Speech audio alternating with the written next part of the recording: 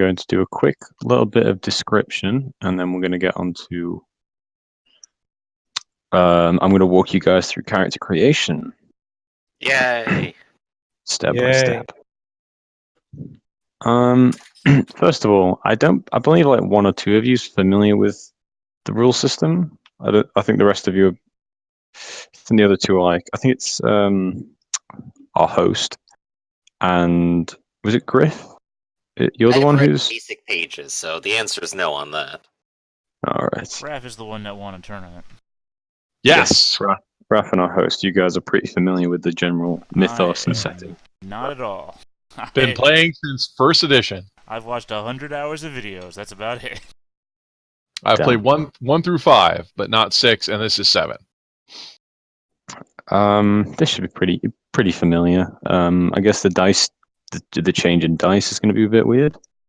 I'm actually excited for this because it's one of the it's going to clear up one of the goofier problems in the game.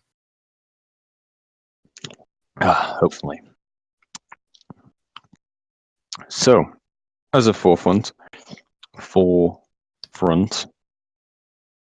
of Cthulhu is horror-based. So that means that in a lot of situations, things that you guys encounter are going to be gross and unsettling. If at any point in the game or sessions you feel uncomfortable, that's on purpose. I want you to feel uncomfortable. I want the situations that you're presented with and scenarios that you have to work through to be bad. The world that H.P. Lovecraft built is a depressing and rather violent one. So as a forefront, this isn't going to be a happy-go-lucky, let's go down to the market game. This is going to be, I've got depression, my life is terrible, let's go to the bar kind of game. Well, you're definitely going down to the Winchesters after you said that, though. We're gonna make it happen. But point taken. The game is set in Britain in the 1920s. Britain in the 1920s wasn't a happy place. England, I mean, the Roaring Twenties, yeah, there were a lot of parties, but the people were generally very troubled. People were still booming from the war just happening, but at the same time, people were also recovering from the war. The main pastime was probably partying, doing a bunch of drugs, that sort of thing. And at the same time, unemployment was at its highest that it's ever been. So the country had a lot of issues. You guys are going to be living in London, the big city. So you will be experiencing both of these things. The positive partying side of Britain and the gritty homelessness and not very happy kind of side of the society that you're living in. Because of this, I'm going to make sure that all characters, I know Call of Cthulhu allows you to be 15 years old. I want the characters to at least be over 30. Really? Not over 30, over 20. I want all the characters to at least be over 20. Okay. This is just because there are a lot of mature themes, and having a 15-year-old character is a bit weird for that. I don't know how much of the Cthulhu Mythos books you guys have read, but things get messed up pretty fast. So I don't want to I've been on that knighted penguin-fringed abyss. Oh, God. So, character creation. Yes, the Griff is right. That if you can just copy and paste what he put in the chat. Arguably, it should work. It should work. That's all the stats rolled. Here's a first test. Arguably, it's one of my favorite words because it doesn't mean what people use it for. Arguably. Yeah, what are you guys copying and pasting? Discord. It's in Discord. Yeah, if you see like the little code block I set up. That should be Okay. the macro for it. So I'm looking at the chat here, and it's like, no, you meant the Discord chat. And the numbers seem like they came out correct. I did Rabbit. roll plenty of ones on mine, though. Like, Rabbit's oh my a gosh. pretty unlucky guy. Rabbit's Huge, though. fucking amazing. Look at And those Griffin's a stats. dumbass. Woohoo! Oh. Somebody's winning the lottery today. Oh, so Norman, look at that power stat. Looks like you're a force of will guy.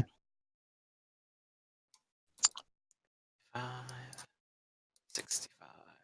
Bit low on the dex, but that's okay.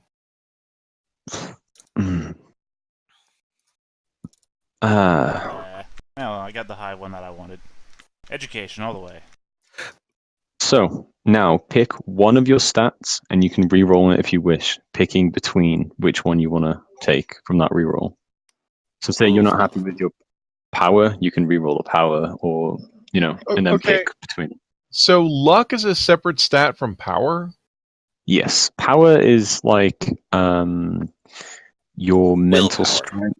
Yeah, your mental strength, your resistance to magic. Okay, I'm going to back up here. The reason why I ask is because in previous editions, power and luck were the same stat.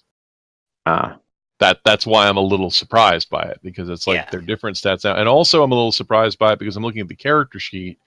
Where is the luck box? Yeah, it's right on the It's hit on the points. left-hand side. I had to go search there it for it is. as well. Okay, so it's over there. Okay. Yeah, right on the left-hand side. Okay, I can see why they decided to split them up, but because it was a little silly. I mean, the actual sheet is better laid out than the Roll20 sheet is, but Well, that's not a terrible way to do it. we've It's got just what we've got. Also, Yeah. I'm going to re-roll power. Okay. I got a choice between Constitution and Education. Do I want to be as dumb as I can possibly be, or fragile enough to break in a stiff breeze? yeah. I luck is my only stat that's below average. I'm rerolling that. Yeah. Hey, look at us, just the same. Me too. I'm rerolling luck. Well, my power was 35 before, so 65 is a marked improvement. 4, 2, 1, 3, 7. I got the same number. 2. I think I have the most to gain from Education, so I will be wafer thin. So if you're unsure about what any of the stats actually mean, feel free to ask. If you're not, they're a bit. Yeah, the big deal is, okay, so you got strength, con, and size. Size is literally how large you are. Mhm. So your con and size, if I remember correctly, con and size will determine your hit points. Strength and size will determine your melee damage. Yes.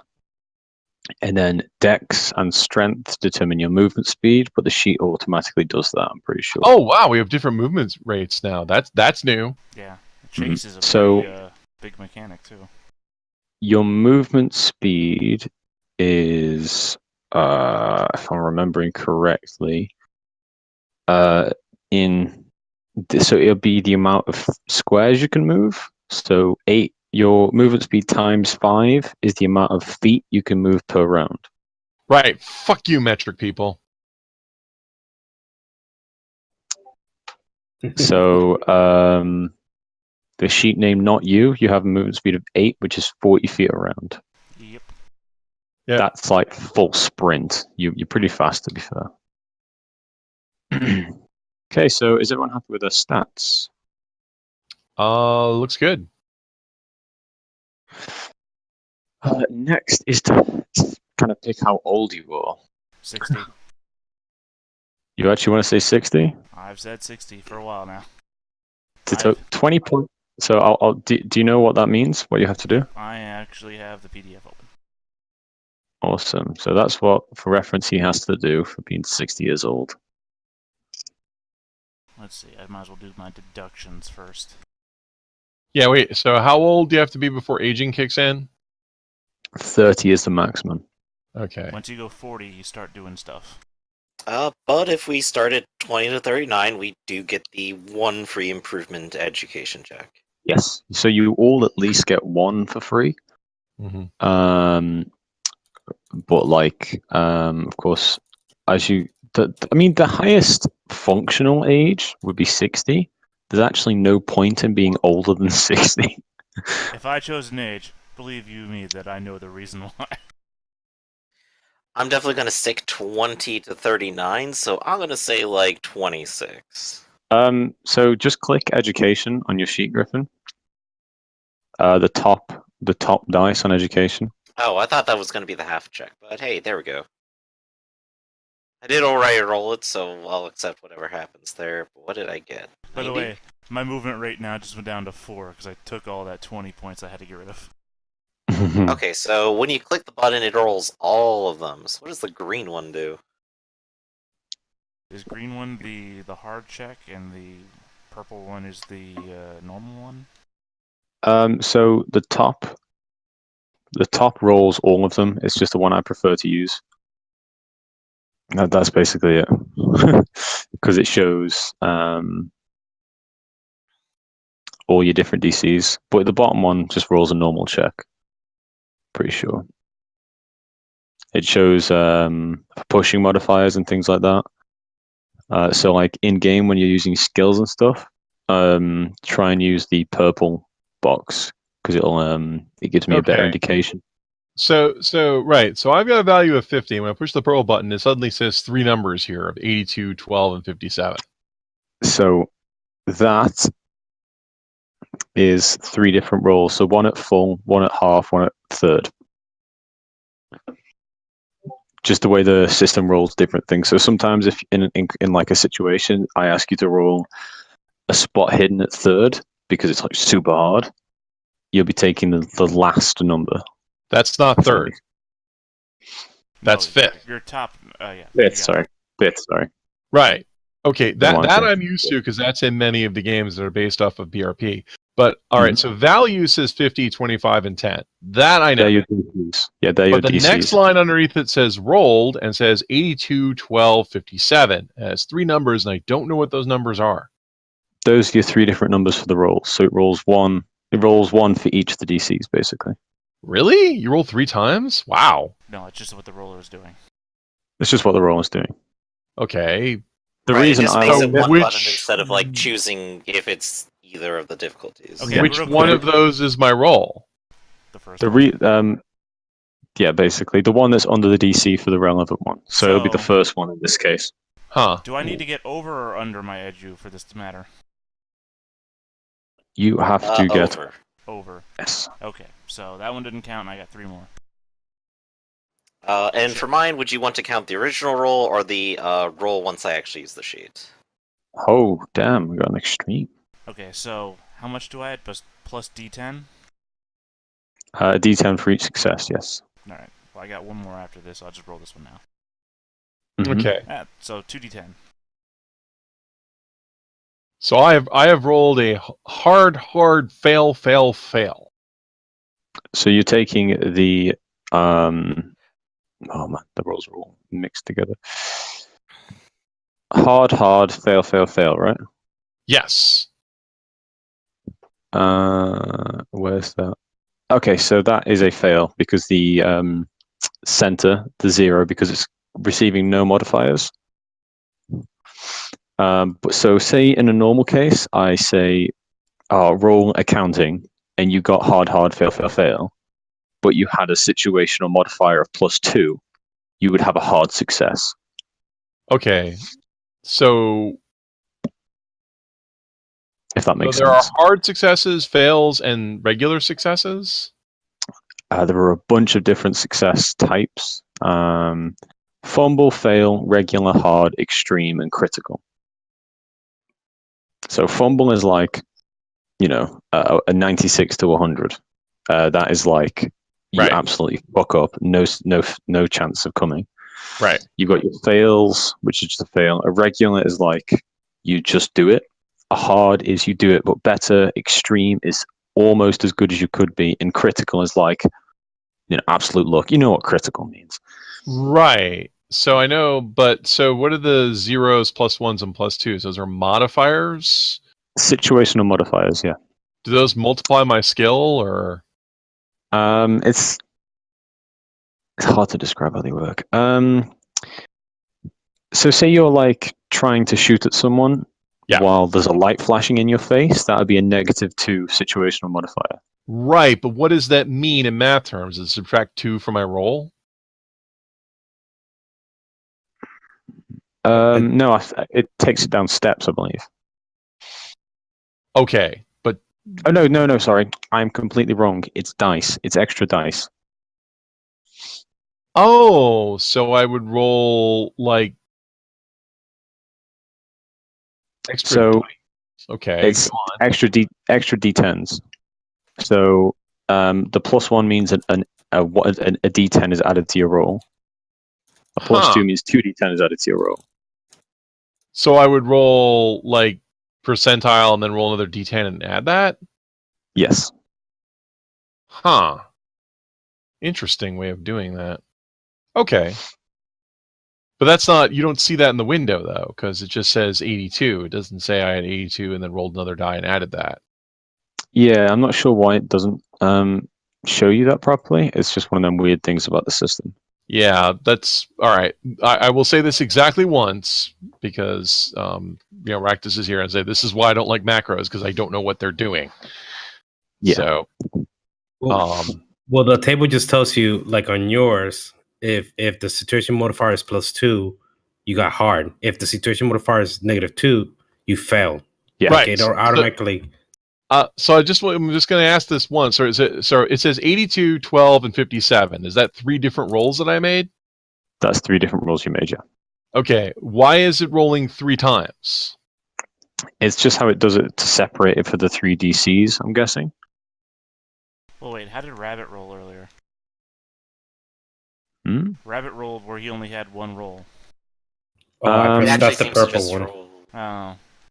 I Yeah, mean, that's the purple one. That's an easier roll to parse, though. If you want to use that one, you can, and then you'll just have to add your own dice to situational modifiers. Right. I mean, the only thing that's confusing with this is I can just play the game because you guys want to play the game. I'm just asking, like, what does this mean? And no one seems to know. So it's like, well, I guess we push buttons. Yeah, I'm not sure why it rolls 3. It should really only roll 1.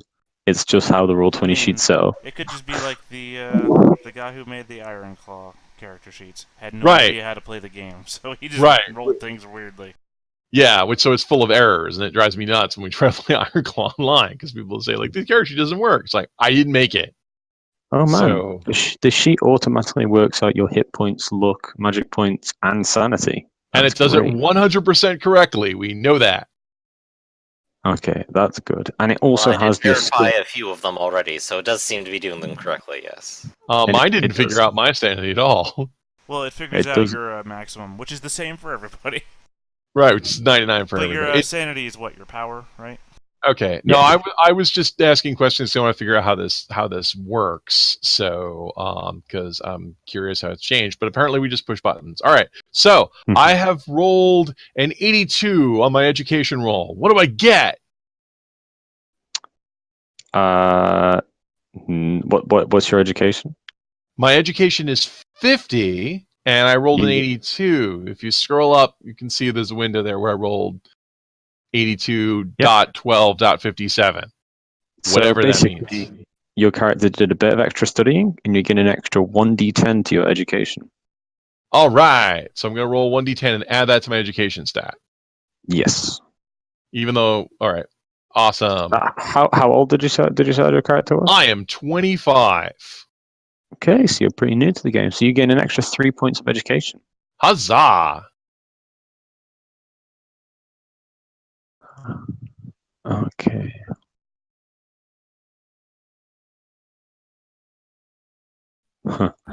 Yeah, the only useful part about being like 15 to 19 is that you roll luck twice basically and take the highest. I just don't like 15-year-old characters. Has everyone picked their age, or has anyone not done it yet? I picked my age, 34. 34. So have you done your education improvement check? Yeah, I did 2 rolls, 1 purple, 1 green. I imagine we're taking the green one, right? Yeah. So basically, if you roll above your education score, take a 1d10 to your education. Oh, I rolled 57, 72, and 38. It says success, So success. you take the 57. What is your education score? 70. Okay. So you went back to school and you did some education, but you just weren't able to learn anything. You already knew quite a lot, and it was basically just a waste of time for you. So you do not gain any extra points to your education.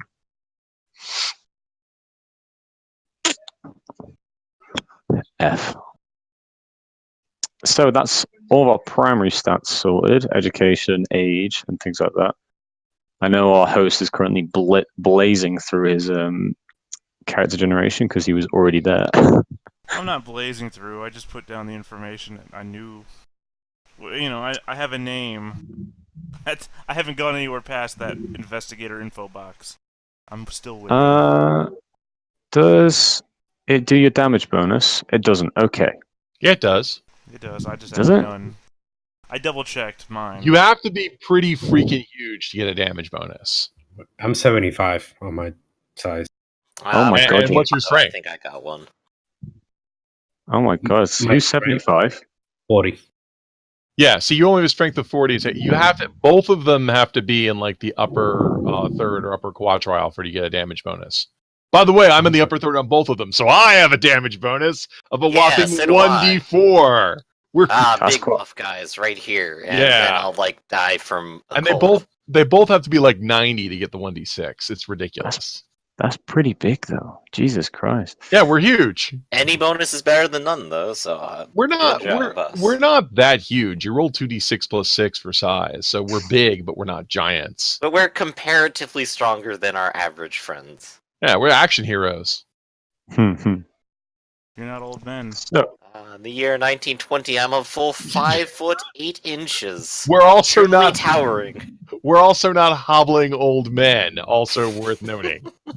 yes, you're all pretty strong, pretty healthy. You're all in your prime by the looks of it, except one of us who's a bit past it. Let's not Hey man, let's not I've blame seen too things. much. Around the world. You youngsters fighting in that world war. You don't know what real war is like. Yes, as well. Anyone over the age of 25 served in the war. Unless you're a what's it called when you refuse to fight? You could be a Conscientious conscientious objector. Deserter. Dead? You could be a conscientious objector, but you also could have been, well, in the U.S. they call it 4F. You could have been rejected. Like anybody here's got like a con of 30 or 40, they might, or a dex of 30 or 40, they might just toss your ass out. You could also just generically be a draft dodger and just go, I don't wanna. Yeah, or not be native to the UK or native to Europe. So in the UK, the culture around war was very strange. We had kids joining the army at 15, 16, just because it was cool. Yeah. So if your character was born here and they were here during the drafting, they were probably like, yeah, let's do that. My dad's got a gun. I'll go get one. Oh my God, Britain's so bad.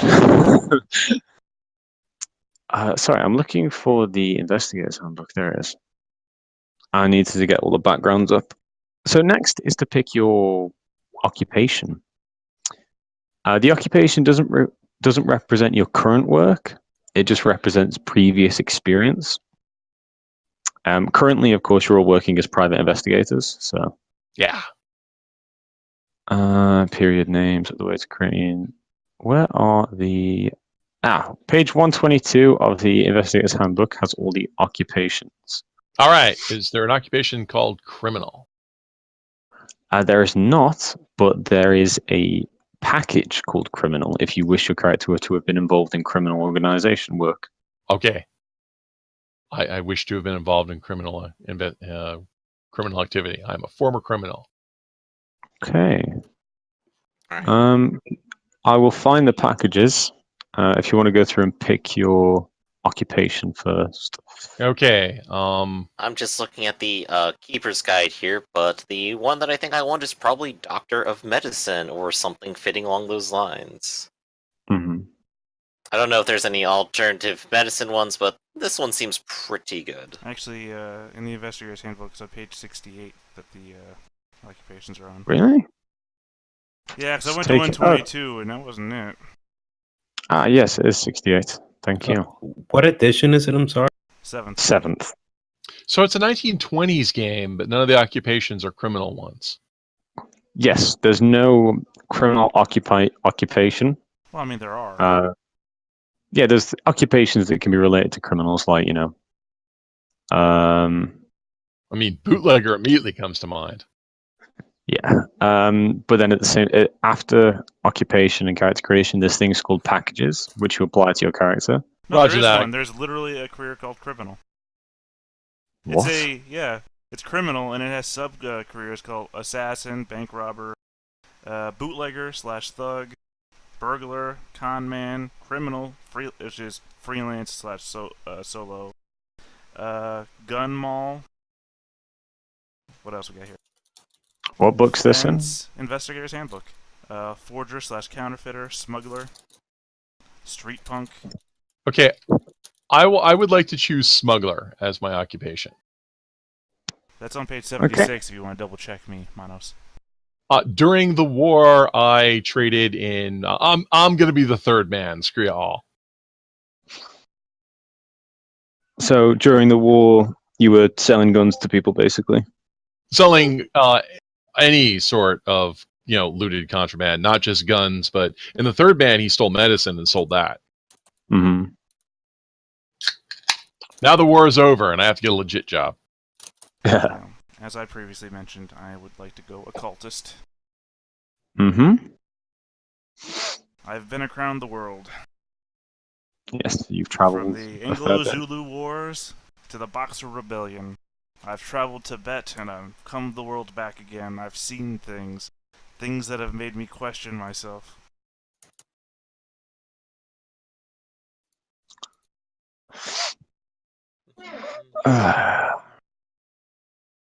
So next to do is to basically calculate your occupational skills, and then spread them among the skills that are listed underneath your career. So if I have an Indeed. 80 education, and occultist is education times 4, I just multiply that by 4. Yep. Wow, so you can go over 100? Oh no, sorry, that's your you total points. My bad. Yes, To be yes. divided amongst. The maximum. Numbers, 320. You can't go above 99 for a skill, but I wouldn't recommend pushing any skill to 99. Yeah. It's Okay. a good idea to spread your skills around, because you might want to be like super lasered focus, but this isn't 5th edition. There's no D20s or advantages here. If you fail, you fail. You can push rolls, but we'll get into that later. So as previously discussed with you, I would like to put 10 points into Cthulhu Mythos, Yes, which that's will fine. reduce my maximum sanity. Mm-hmm. I need a notepad or something so I can adjust my... I'll adjust it on your sheet. I'll just go into the settings and change it. Oh, no, I meant so I could keep track of how many points I've used on skills so far. Okay. Let's see, anthropology. And I'm just picking out 2 additional specialties because I have 2 more as a doctor. I'm figuring one of them may just be a language. I was thinking German or French, maybe just French. It'd probably be a good idea to pick up French and German. They're both very commonly spoken. Well, German not so much, for obvious reasons. Well, that wasn't an easily dividable number. Shit! I've just accidentally closed Roll20. I But, had of course. a long conversation with Griff before about what my next language should be. I was really trying to figure out German or Latin. It's like, is it valuable to learn German after World War I? I'm not sure if there's another science I need to pick up, except possibly chemistry, since I'm doing pharmacy already, but that's already covers itself, so... maybe I will just choose another language. Yeah, Teth, let me know when you're done, and I'll ask you some questions. Well, here, I can handle you first. Smuggler, Okay, you so said? I'm a smuggler. Hold on, I gotta go back up to the right page. 76, did I say? Sounds about right. Okay. What's higher on yours? Your appearance or your dexterity? My appearance is higher. Alright, so your education times 2 plus your appearance times 2. Oh, wow. Okay. So that would be 123. Yeah, 246. Okay, so I have 246 points to spend, and I can only spend them on specific skills, right? Yep, hold on, just copying. Those are your skills of choice.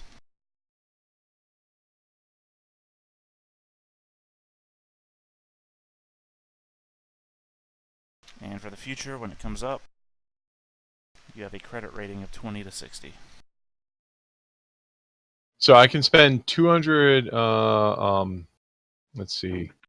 Yeah, credit rating is a skill. So don't forget you have to spend the amount of points to make your credit rating now. So those out of those 246, you immediately lose 20 for your credit rating. Well, my credit ratings, I lose 20. You lose 20 of the points to go into your credit rating. Okay, so 20 points go in the credit rating. Yeah. Okay. I will probably want that explained to me again in a second. Okay. So when you're doing your skills, you have to have your credit rating to at least be the minimum for your occupation. So if you're an entertainer and you have 100 points, you have to spend 9 of them on credit rating Ah, Just- gotcha just- then. just to maintain the job. Okay. But then the other points I can spend freely up to 99. Yeah. Do you have to take points in all of your skills, or can you just throw some skills to the wayside? You can throw skills to the wayside if you wish. Okay. It's a good idea to have them all, to have, Right. most of them. And you start with those numbers already, so I already have drive auto at 20%. Yes.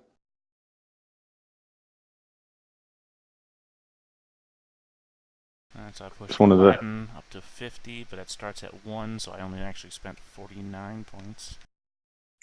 If there are any backgrounds that you guys, any careers that you guys are taking, by the way, make sure you tell me what there are, because I do have a few of them that I don't allow. For example, zealot. I do not allow zealot. I was thinking of being a tribal warrior. Yeah, no. What I like about that there's jazz. There's musician legitimate and musician jazz. And shots Yeah. fired right there. That's just one of them things about this fucking, I can't think of the word, system. There we go. So being a doctor is really difficult.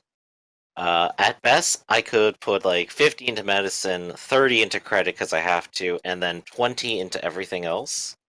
But everything, or most everything I have, starts at 1. Yes, So they being a are doctor. fairly low. 21% for like speaking French and German and such like that. But don't forget, later on you will also have your personal interest points. So these are things that you can just increase any of your skills with. Hmm. So maybe the widespread is okay, but I don't know. 21% on psychoanalysis, on psychology. How much do I care about that? Mhm. Oh, no, psychology starts at 10. That's like one of the biggest ones I have. What do you know? But otherwise, I'd have 50 and 50 in first aid and medicine. Which seems pretty good.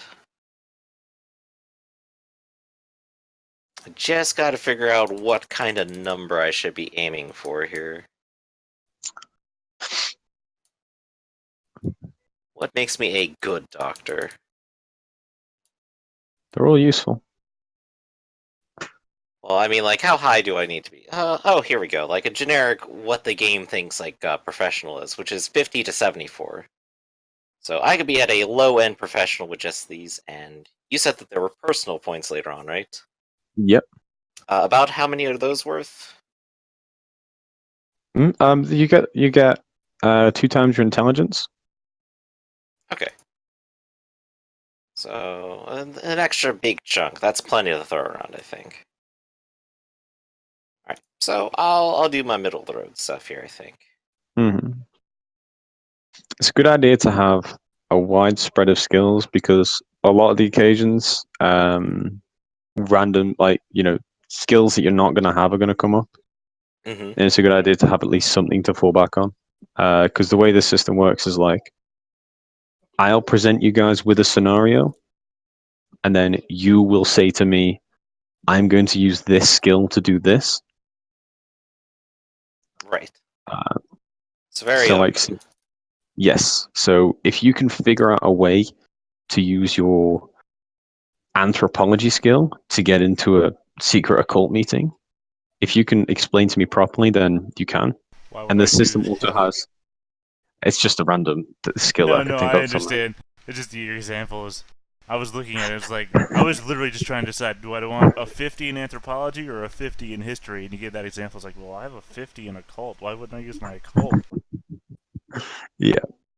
And if you're ever stuck for an idea, there is such a thing as an idea roll, DM, where please give me a hint. Come on. Okay, Come that's on. basically what the idea roll is.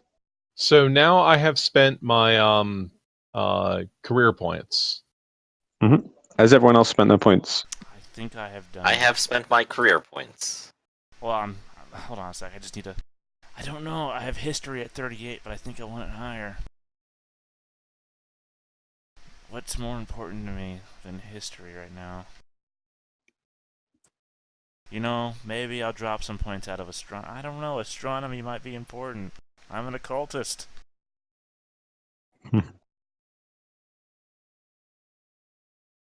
Oh, I didn't put any points into charm. I think I need to... You know what? Screw history. It's not real. It's not true.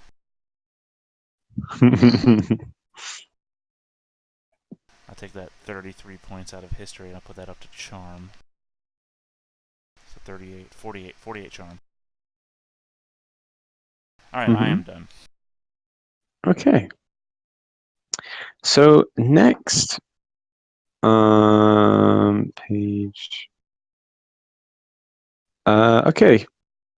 So next is on the bottom section of the sheet. We've got your personal description, traits, ideologies, and beliefs, things like that. Oh, wait, before we move on. Oh yeah. When were we discussing a second ago? Packages? That's last thing in character creation. Okay, just making sure. Yep. But I'm gonna leave you guys to do. Actually, no. It's a good idea that we do this together. It's a good idea. Yeah, no, it's a good idea that we do this together. So, page 56. By the way, did you see Poll. Rabbit's question?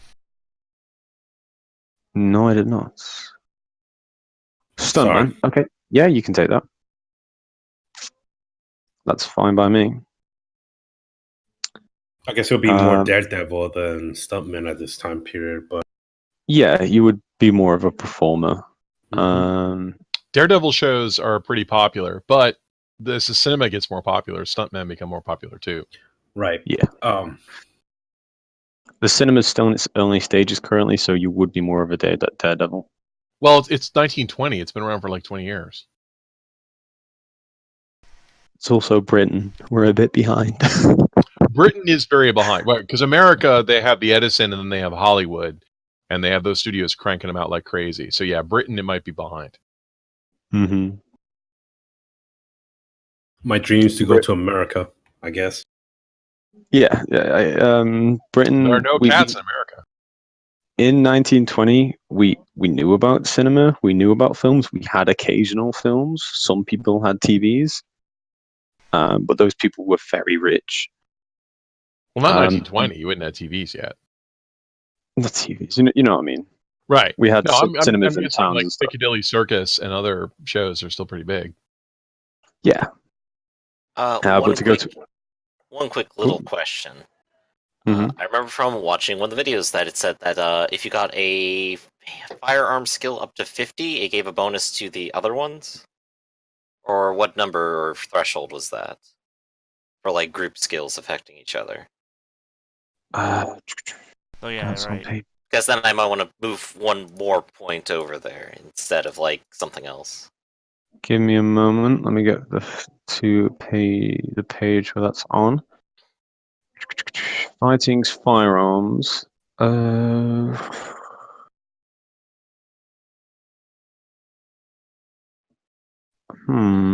skills section doesn't say anything about that, and I've not really heard that rule before. Yeah, 'cause people could just be making crap up. It could be. Well, I'll just go ahead and just keep my points right now then. The way firearms works is that you can't actually put points into the firearms skill. You pick specializations. Mm-hmm. That makes some sense. Yeah, Right, the character but, sheet lists handgun and lists rifle, shotgun. Mm-hmm. They're the basics, but there are bow, handgun, heavy weapons, flamethrower, machine gun, shotgun rifle, submachine gun. I take issue. The bow is not a firearm. It also covers crossbows and medium compound bows and things like that. Oh, it's mislabeled. There we go. I've taken some extra skills, and if we find something about that rule later on, maybe I'll fudge it. Otherwise, it's all good. Yeah, the generic firearm skill Ah. cannot be purchased. So you can't actually increase the generic firearm skill. Right. Yeah, no, but what I was saying is like if you increase the specialization of It's things, it's what's an that it increases the others. it's an optional rule. It's on the There you go, optional rule. It's on There page we Yeah, 121. It's transferable skill benefit is what's called. Oh, yeah, let's not do that. This game is pretty That's simple. perfectly fair. But we Okay. were filling out what the backstory area. Yes. So in the backstory area, you'll find your underneath personal description. You've got 4 boxes. So your ideology, belief, significant people, meaningful locations, and treasured possessions. It's a good idea to have 4 in every box. So at least 4 points of logic that your character go through in his ideology. 4 people that he cares about. 4 locations that mean something to him, and 4 items that he cares about. Well, I got one thing to ask you then. Mm-hmm. Encounters with strange entities. The thing I encountered that set me on my path to as an occultist. Is that something I could put there? In your encounter with strange entities, yes, you can. You witnessed some level of human ritual sacrifice, and you heard and you definitely think you saw things that were otherworldly. You never quite saw it, but there was a thing at the back of your mind that ensured you that what you witnessed wasn't right. It wasn't nature. It was some extra nature creature of sorts. Of course, everyone you've told this about doesn't believe you, and sometimes you don't even believe yourself. Right. But your time insane. outside this country. Pardon? I said, right, why I'm going insane. Yeah. And the world doesn't believe you. Alright. Treasured possession.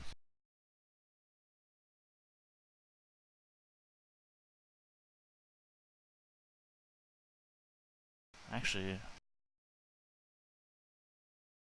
ironically, I have no points invested into firearms, but I think I would like to make my gun my treasured possession. You know, something held over from my days when I was in the military, way back in 1879.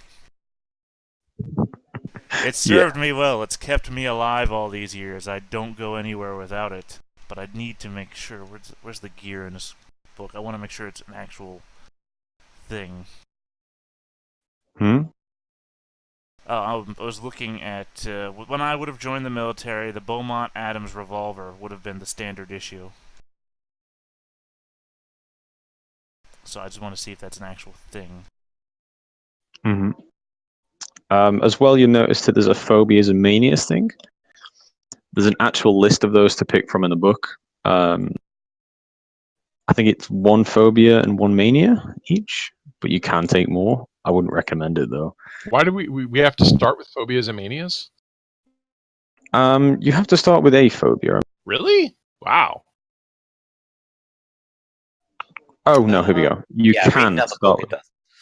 You can start with a phobia. Do you get a bonus for starting crazy? Nope. Okay. You just get to be. I'm going to choose no.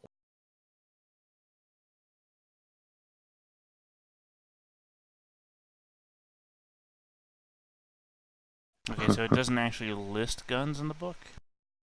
No, you just have like revolver things. I They're in just- the They're in the investigator's No, handbook. I'm there. I'm on 246. It has firearm ammunition, and then it goes right to melee weapons, and that's the end of ammunition and weapons. Really? There's ammunition for weapons, but I don't see the actual gun. There have to be guns. There's been a crap ton of guns. Well, in this there's a game. listing for illegal weapons in the 1920s, but I don't see the actual guns. Maybe I'm blind. That's why I'm asking out loud. Okay, there is a weapons table. Oregon Box has got it. So what? It's they released a separate thing called fucking the weapons table, the 7th edition. They didn't put the guns. Okay, yeah, no, I see. It's the hand weapons table. Mm-hmm. Where is? There we go. Handgun. Okay, it's listed outside of the other directory that had it. Okay. Okay, Yeah. are you on here? What are you after?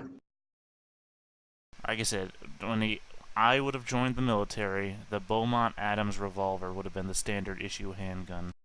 That's what I'm looking for. What Let's was see. that chambered in? What was that? .442 caliber. So just take the .41 revolver and reflavor that. Where are we? There we go. Okay. That would be a .41 and not .44? It was a .442 yeah. revolver. What gun would you have? That's what I'm saying. It's a Beaumont Adams revolver. It's a .442 caliber.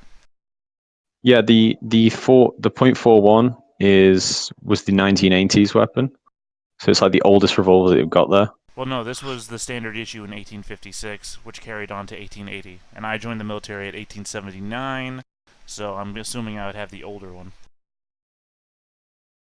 Is the 442 in there? A 4.4 is, and a 4.1 is, and a 4.5 is. So I'm asking, isn't a .442 a .44? It's a 442 is a 44. Okay, that's what I was asking. The one after that, they went all the way up to 47. Yeah. They went up to the Enfield. The Beaumont Adams is such a beautiful revolver, I think. Where the hell are you getting percussion caps in the 20th century? The Beaumont Adams revolver is a muzzle-loading double-action percussion revolver. Yep. Yeah, I'm on the same space as you. Right.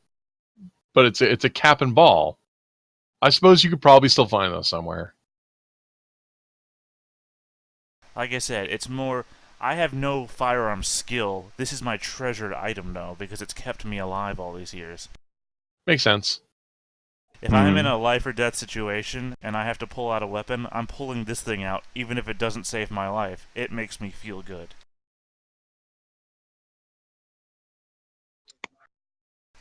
Oh, man.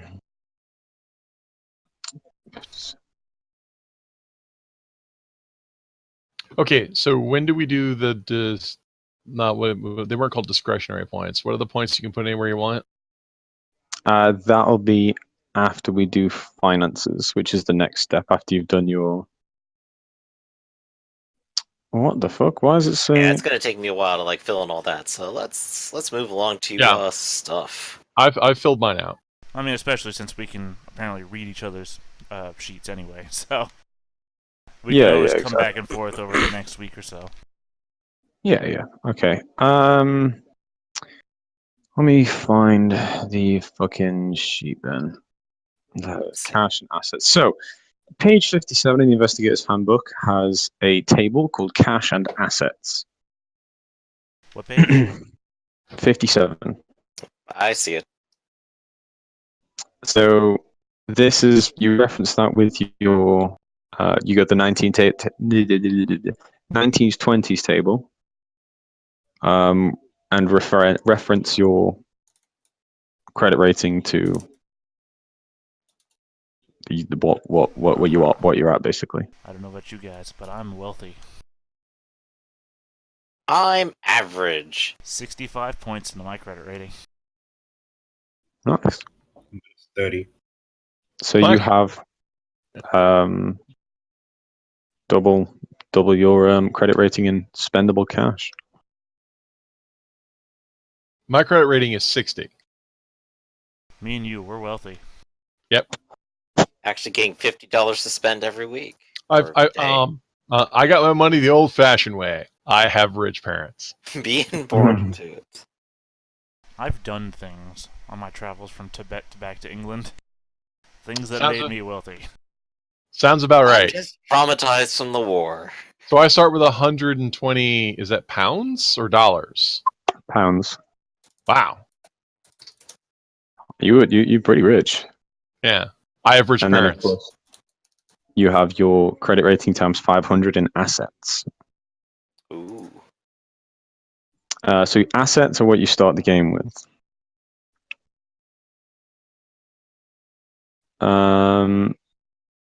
Cash is basically just an arbitrary number, but that's if you need to go over your spending limit. So say you It's need to go out and, say you need to go out and buy a gun. You're not going to be able to buy that with your £10 a day spending limit. Right, we can spend up to our spending level a day, but if you go 1 penny more, you've got to actually have to- spend cash. Yeah. Wow. CR times 500. I have $32,500 of assets. Expensive books, man. How much is the Necronomicon, GM? I'm sorry, Keeper? Yes, keeper. I want to buy No, the Necronomicon. Can't buy the Necronomicon. I want to buy a man to sacrifice to the occult to buy the Necronomicon. I clearly need to have 180 leather football helmets.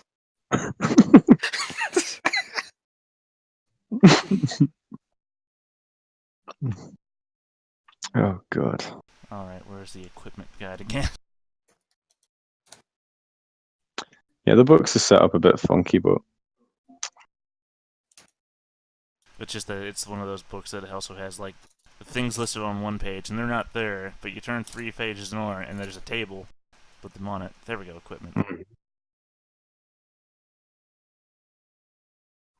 Also, Nathaniel, I'm gonna say that you probably have the Mythos Experience package.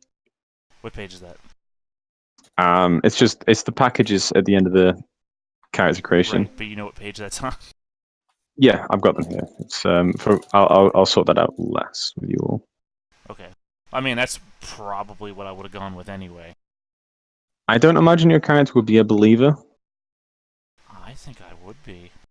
How could Well, I I mean, see this shit? Tell everybody. I mean, not it sounds believe like me. you're skeptical and looking for answers. Being a believer means that you actively certainty. worship the elder gods, Oh, well, and like you know their names and things like that. I mean, okay, maybe on the path. Maybe I'm on the path because I'm reading these books, collecting these dusty tomes, trying to figure things out. Ooh, what Yeah, size house do I want? I can imagine you plan to become a believer, but you're not quite there yet. Hey man, well, I like Smash Mouth. Then I saw her face. Now I'm a believer. Let's see. If I wanted to say I had a house in my assets, would I just go ahead and say I have it, quote, paid a rent for a year, or how would we want to do that for assets? Oh, never mind. There's a whole real estate tab here. Yeah, that's what I'm looking at. It's like, do I want the Atlanta or do I want something bigger? I got a country home. 240. What page is it? Page 240. Thank you. What's the smallest like bungalow I can get? There is literally a bungalow for $3,100. Done. A prefabricated house, 6 rooms, 1,175. Do they list the cost of a garage or warehouse? They got No. country house, large house, townhouse, average house, bungalow, prefabs of different sizes, and then owning an entire apartment complex. We can just say you have. If you've got a car, you'll have a garage. I have a truck. I mean, Have you you bought could you could rent an apartment if you wanted to go cheaper. No, I'm a smuggler, so I'm going like. You want a smuggler's Actually- flat? What's a smuggler's No, flat? it's just flat. I just threw the word smuggler in front of it. As Okay, you do. no.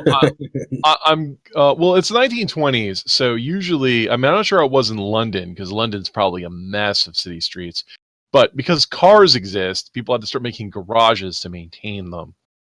Mm-hmm. So I'm going to go ahead and buy a bungalow in the West Country, and then I'm going to go ahead and get a garage. And I have enough money left over. I'm going to get another one in Ireland. I'm just really trying to parse out if I want a country house. 13 rooms, 2 barns. I'm buying several small places and a couple vehicles because I'm a professional smuggler. Mm-hmm. I don't even know how much money I really have. So the you have money. You start with double your credit rating in loose cash. So just hold on to that. And then I believe it was 300 times your credit rating It in money. depends on what your credit rating is. Yeah. What multiplier it is. What's your credit rating, man? 30. So you are average. So you start with double your credit rating in spendable cash and 50 times your credit rating in assets. What does Don't worry worsted about the mean? cash. The cash goes into your pockets. That's for in-game. The assets is things you start with, like a house, a car, a gun, bullets. Okay. What does worsted mean when it comes to clothing? I have no idea. The very How's it first thing spelled? in men's clothing, worsted. Worst with an ed at the end. Worsted. Oh, fine smooth yarn spun from wool. Oh, okay. So pretty, Worsted wool pretty. dress suit is $17.95.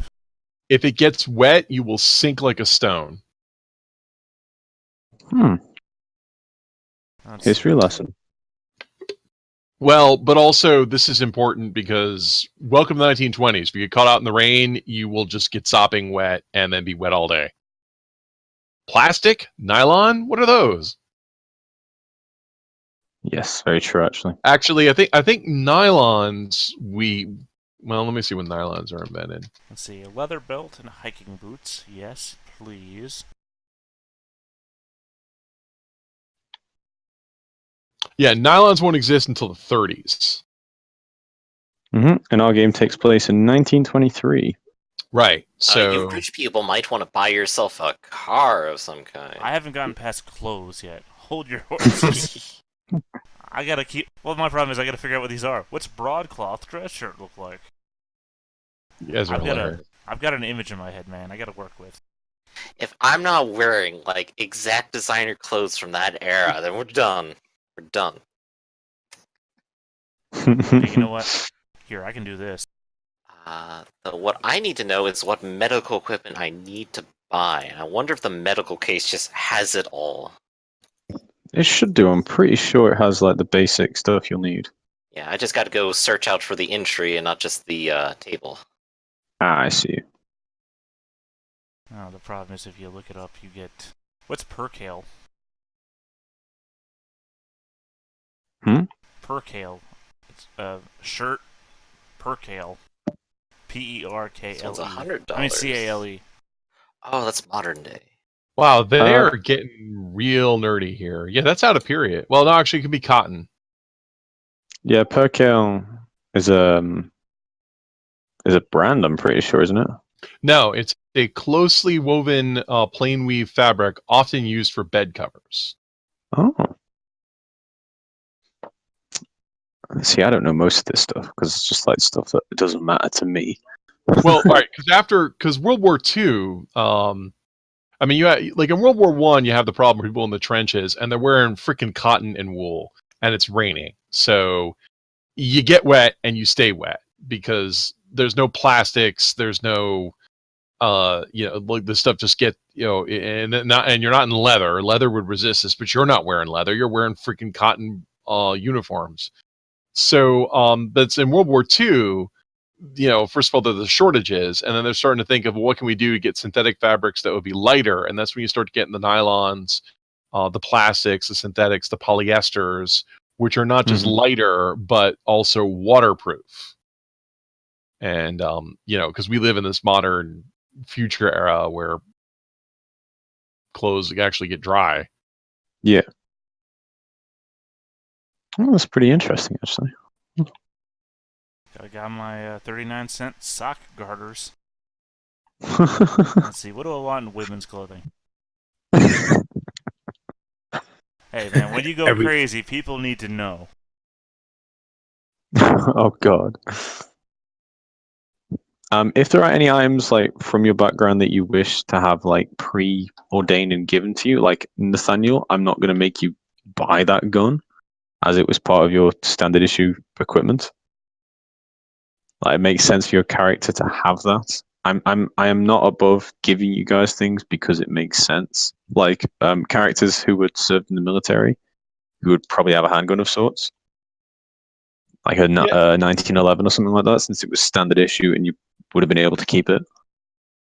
Well, all right, I'll take that. I got a handgun skill. Ostensibly, I may have had to use it at some point. Teth, let me know the next time you're on the weapons table. Hold on, scroll down real quick. What are we looking for? 21 or 25 caliber revolver. All right, so the Keeper's Rulebook doesn't have anything in the either a 21 or 21 or 25. No, do they have anything like pocket pistols, like Ladysmith pistols, like a 25 caliber revolver? Well, the only 25 listed is a Derringer. Oh, what's the smallest revolver they list? Flintlock? 22 short. 22. There we go. Well, 22 short. How much damage does it do? 1d6. Okay, that sounds about right. I'll take that. All right, that's $25. Yep. Malfunctions on 100. A D6. It's a moderate damage weapon. That's very small for a gun. You need any more info on it, or what do you need? It has, no, it's pretty much 6 it. bullets in the mag. Uses per round is 1(3). Base range is 10 yards. I mean, something like this. I guess when we get to the combat, I think this combat still works the way I thought, but we'll find out.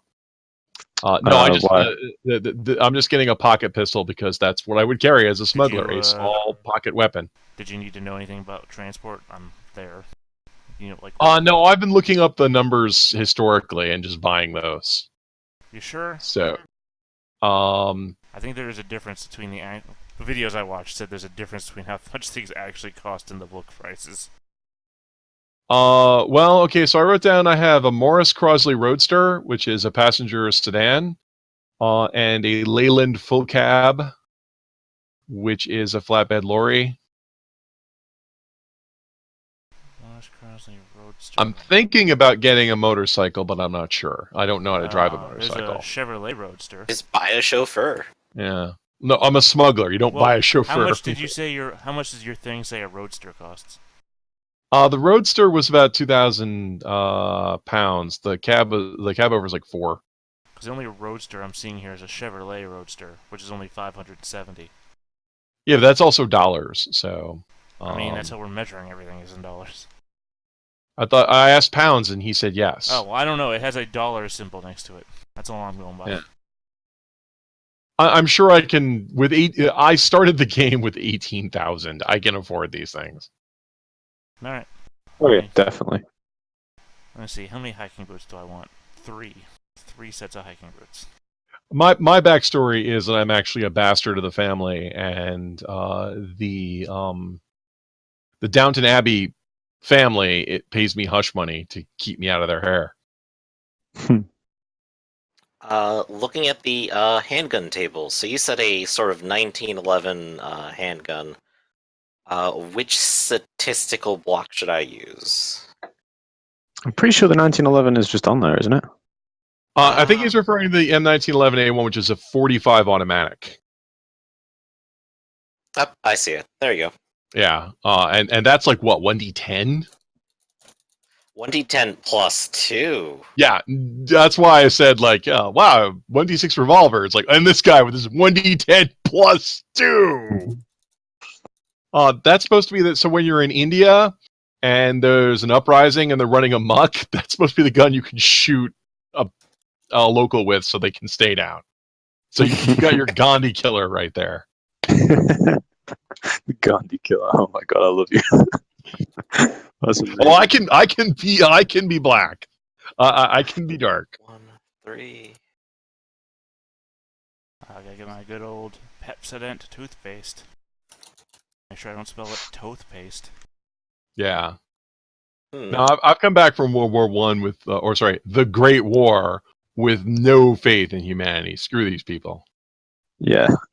Oh, yeah. Yes, that's a good point. Actually, remember we should be calling it the Great War, since that's what the news is calling it, and we don't know there's going to be a second one. The war to end all wars. There isn't going to be one. We have peace forever. The League of Nations has been created. Everything's fine now. Yeah, this is the end of history. Everything is a free liberal democracy, and nothing will ever happen. Don't look at Russia.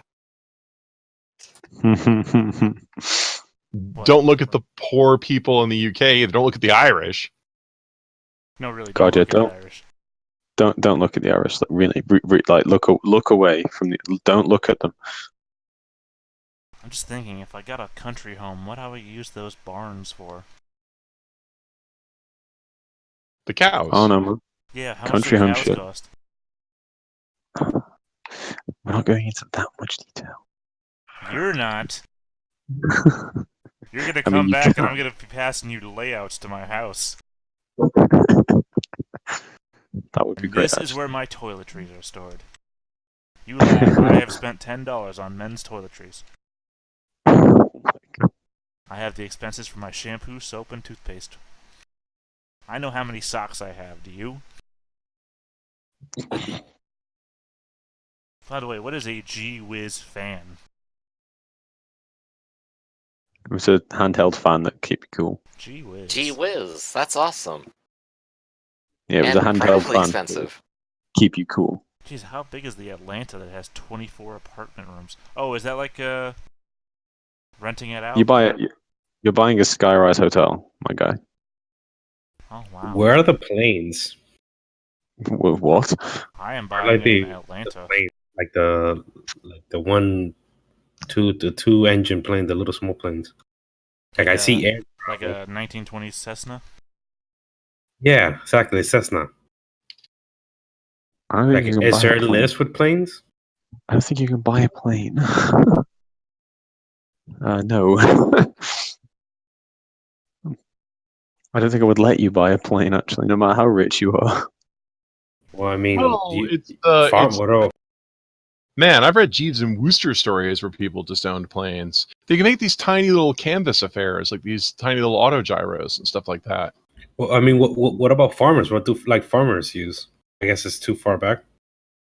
They're Farmers trans does. and a lot of workers. No, I mean, Well, the little planes they use. It's the Farmers 1920s. The tractor has just been invented, and they're ecstatic about that. Oh, right.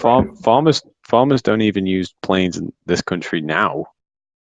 No, I'm 100% sure they do. Not Yeah, unless I'm the not sure. aliens are IPM. coming.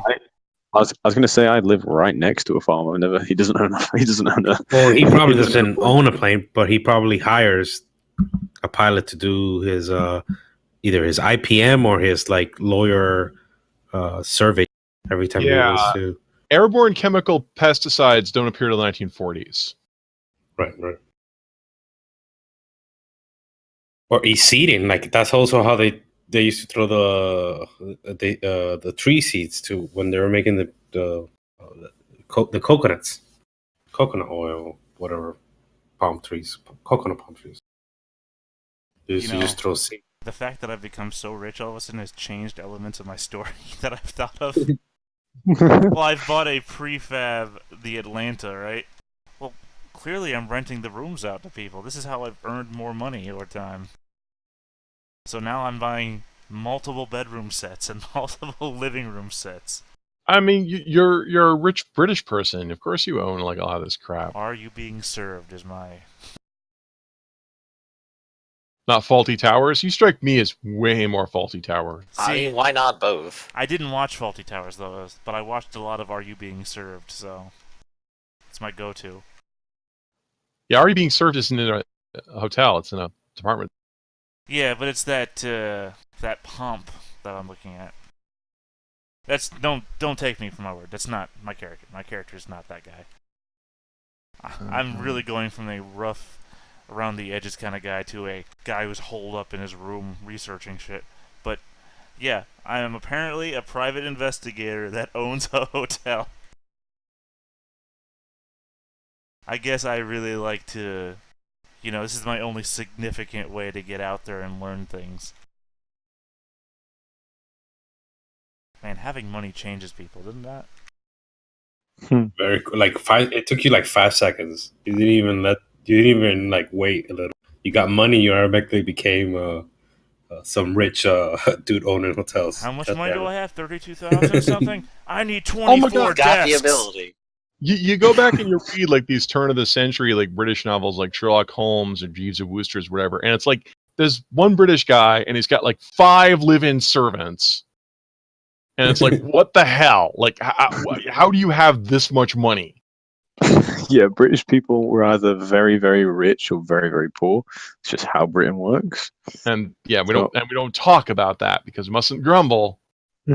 Stiff To which upper I say, we don't- screw you and your society. Now help me smuggle more Irish terrorists across the border. Oh god, yeah, I forgot about the IRA. It'd be starting to happen now, wouldn't it? Sectarian violence starts to happen. Yep, 1920s. Oh god. Well, that's when they like put a mandate that Ireland's population can't get bigger than this number, and they said, "Wait, what?" Yeah, we fucked around with Ireland a lot. Yep, that's why I'm buying real estate in Ireland. We still do it actually, but let's not talk about I won't bring up Brexit if you won't. that. Okay, where are we? Here we go. Okay, but I have seen this, and I have to have it. I just put it in the chat. I have to have that motorcycle. Oh, I thought my granddad used to own one. Oh well, there you go. I'm buying one. Yeah, he did. The little boxcar, fucking bikes with the little passenger seats. I love them. That is a Douglas motorcycle, and it's British made. The hard part's finding a British motorcycle. Yeah, we're not very well known for our British motorcycles. We're known for our tea and complaining, even though the tea is all Chinese. Right. So I've got the motorcycle, I've got the car, and I've got the truck. So if we have to do 3 different kinds of smuggling, we can handle it. The only thing I don't have is a boat, but I don't know how to drive a boat, so I can do pickups and deliveries from that. But I'm not buying a boat. Your equipment mostly gonna do buying is domestic. so much more exciting than mine. I This think guy's buying desks and shoes. I picked criminal and said, "What the hell? Let's max out credit rating." It's like, wow, 18,000 in 1920s money. Yeah, you're like the exciting adventure-seeking criminal. I, on the other hand, have decided the layout of my Atlanta prefab hotel based on how many things I want to buy. Like, how many gas ranges do I have? How much many does the refrigerators do I own? How much does the hotel cost? The Atlanta is $4,492. Holy crap! I'm buying a hotel. See, yeah, why Hold wouldn't you? 24 apartment rooms. Well, Hold up. How much do you have? How much do you have? I 18,000. started Just with say. 18,000, and well, also I wouldn't buy a hotel that big, but sensibly, I deal with smuggling and people trafficking. So I'm thinking I wouldn't have a big hotel. I might have a small motor lodge or something like that I can own. So if I have to stash people or have a hidey place somewhere, I can just say, Small okay. pub on the waterfront to escape in your boat with. Well, look. So So you got Roy 18,000. Fitzpatrick and Patrick Fitzroy. We can go ahead and put them up. I have a place that's like a 6-person, like 6-person bed and breakfast or whatever. We'll just put you there. The landlord's cool with it. One of my favorite jokes that it wasn't an official joke, it was a fan joke in Dork Tower, is when this guy goes into the gaming store and he says, "I don't understand your game shop. All your posters are all sun yellowed and all these games that you sell are like 10 years old and have dust on them. How do you stay in business?" And the owner just pauses and then stares at him and says, "'Cause we're a drug front, you dumbass."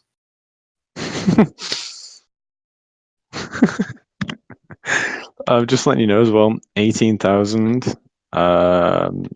in today's money, that's like 300k.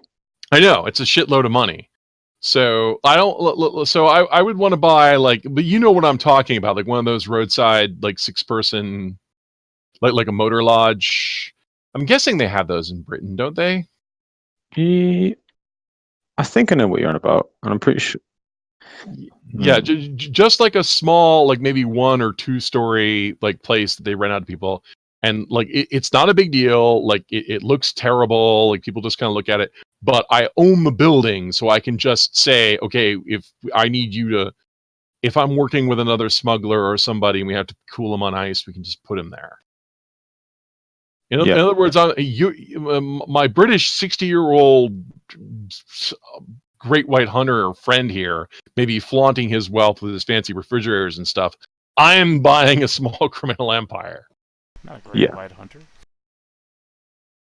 You never went on safari?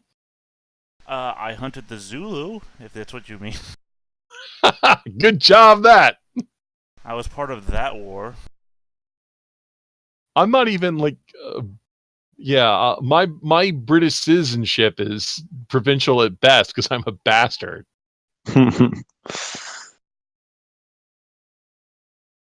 My native language is French, but I bought my English up to 50% so I can speak it like a local.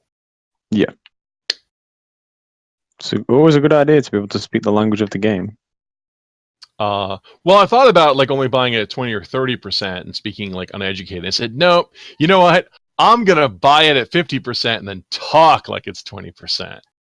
So, wait, your first language isn't going to be English then? No, I'm a French bastard. There you go. I'll speak bad French at you later. When Daddy was overseas, he knocked up a French maid. But I can prove that I'm his son, and so the rich family pays me money to not say anything.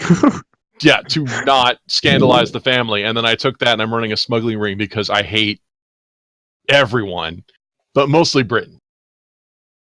I can imagine you would hate Britain, yeah.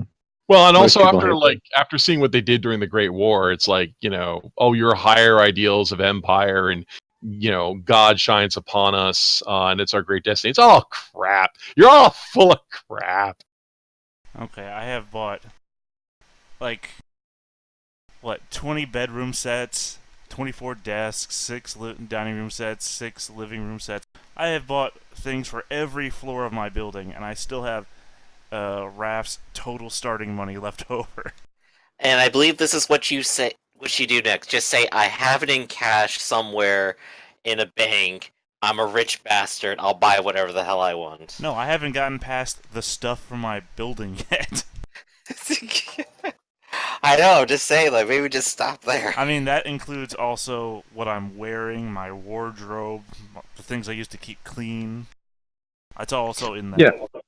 You can lock away finance for later use. No, I understand that, but I still need other things for my personal bedroom, like a telescope, so I can spy on people from way up high. Yeah, I'm going. I guess I just assume that my spare change is left over in crazy crap that we've been smuggling. What is a dark lantern? Like somebody asked us, do you guys need cigarettes? I've got 3 crates. And it's like, why do you have 3 crates of cigarettes? Well, the buyer is kind of, had an accident onto some bullets. So having 0 in the stat doesn't actually kill you in 7th edition. It has different effects based on what it is. Only Constitution 0 kills you. Well, I'm sure it does something that effectively takes you out of play, though. Yeah. What happens if your appearance is drained to 0? I have to know. You're so unsightly, others are affected by fear, revulsion, or pity. If your size goes to 0, you just shrink and vanish. Yeah, you just disappear. Sizes. Oh no, if you can't actually have 0 size, you can only have 1 size. Well, no, it has an Um, example. It says if your size goes to. Oh, yeah. Maybe it says 1 for that, but you know what I'm saying. Yeah, if a creature drains size, then you'll just disappear. I have an electric torch, which I assume is just the Britishism for flashlight. It is. And batteries, because duh. Yes. You guys call them flashlights, and I think that's weird. It's a torch, man. Let's see what else. What was the name of that? It's the old like micro game that you made text adventures out of. It was British and always called it a torch, and that always confused me when I was a kid. Like how torches turn on and off. I don't know. I'm old. Like a mud, like a. No, more like the Zork type games. Yeah. There's like a guy who actually made a business out of it, like in the 80s. He was selling them out of his house on tapes. Clearly, I need a home tool set in a box. 2 of them. Yeah, I got no idea what that is. Investigator tools. See, that's how you know we're playing an old school game, because you spend like 5 minutes making your character, and then you spend like an hour with your gear. I mean, that's fair enough, because all of it is useful. Like, we get into a situation where it's muddy. You're going to have to put some boots on. The little details are like the reason I like old systems. Having to take care in your equipment and like making sure your character isn't a retard. I like that. Well, that doesn't have anything to do with your equipment. What do you mean your character isn't a retard? I mean, like in 5th edition, you can have like 3 intelligence and just have normal play. If you get me. You can just, little bit. You can't have a stat that low because your stats are below 8. They just raise them to 8. Well, yeah, but I mean, like if you get hit with a spell or something, you can continue playing the game. But in this, it's like if you have something that really ravages your mind and stats, you're gonna have to take time away. You're gonna have to heal. You're gonna have to look after yourself. Right. Okay. So when do we do our discretionary points? So it's Okay. No one has ever told me what the skill points are that I can put everywhere is.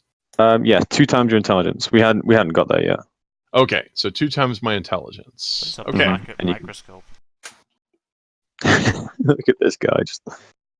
He's gonna show up to the first. Well, your guys' next board meeting with like a giant backpack of stuff. But hey, guys, just all my stuff. Yeah. Oh, no, I imagine the situation would be more like, hey, we have to investigate this thing. Well, come up to my penthouse apartment. I've got microscopes, typewriters. I've got everything we could need. Right. You could basically fund us all. I'm playing the doctor, and I'm trying to figure out, like, how does my set of skills work into an investigation? I got medicine, psychology, I speak a lot of languages, but I don't actually have, like, a social-oriented skill for, like, persuading or charming. If the game is still what it used to be, there's a crap ton of forensic study. Oh yeah, definitely. Right. It's not a specific skill, but yeah, the forensic study would definitely fit the most under like my category of skills, I think. Also, patching you guys up once you get shot for whatever you guys are doing. You don't want to get shot. Let's just say that. Oh. Yeah, please don't. I like you alive. You still die when you go to 0 hit points? Yep. Well, there's a check system in place. Oh, there is? It used to be that 0 hit points or less, you were dead. We're done. Well, at 10, you go to dying, and there is literally a flowchart. By the way, talking to you while typing, I almost typed 10-volume respirator instead of 10-volume encyclopedia.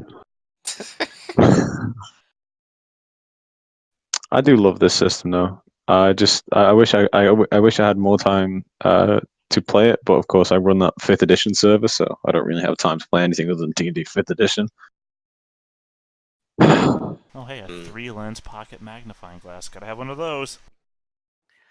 Right now, I'm just wondering if I should take away any of my elective points to put towards, say, Persuade, and leverage the fact that I know 3 languages.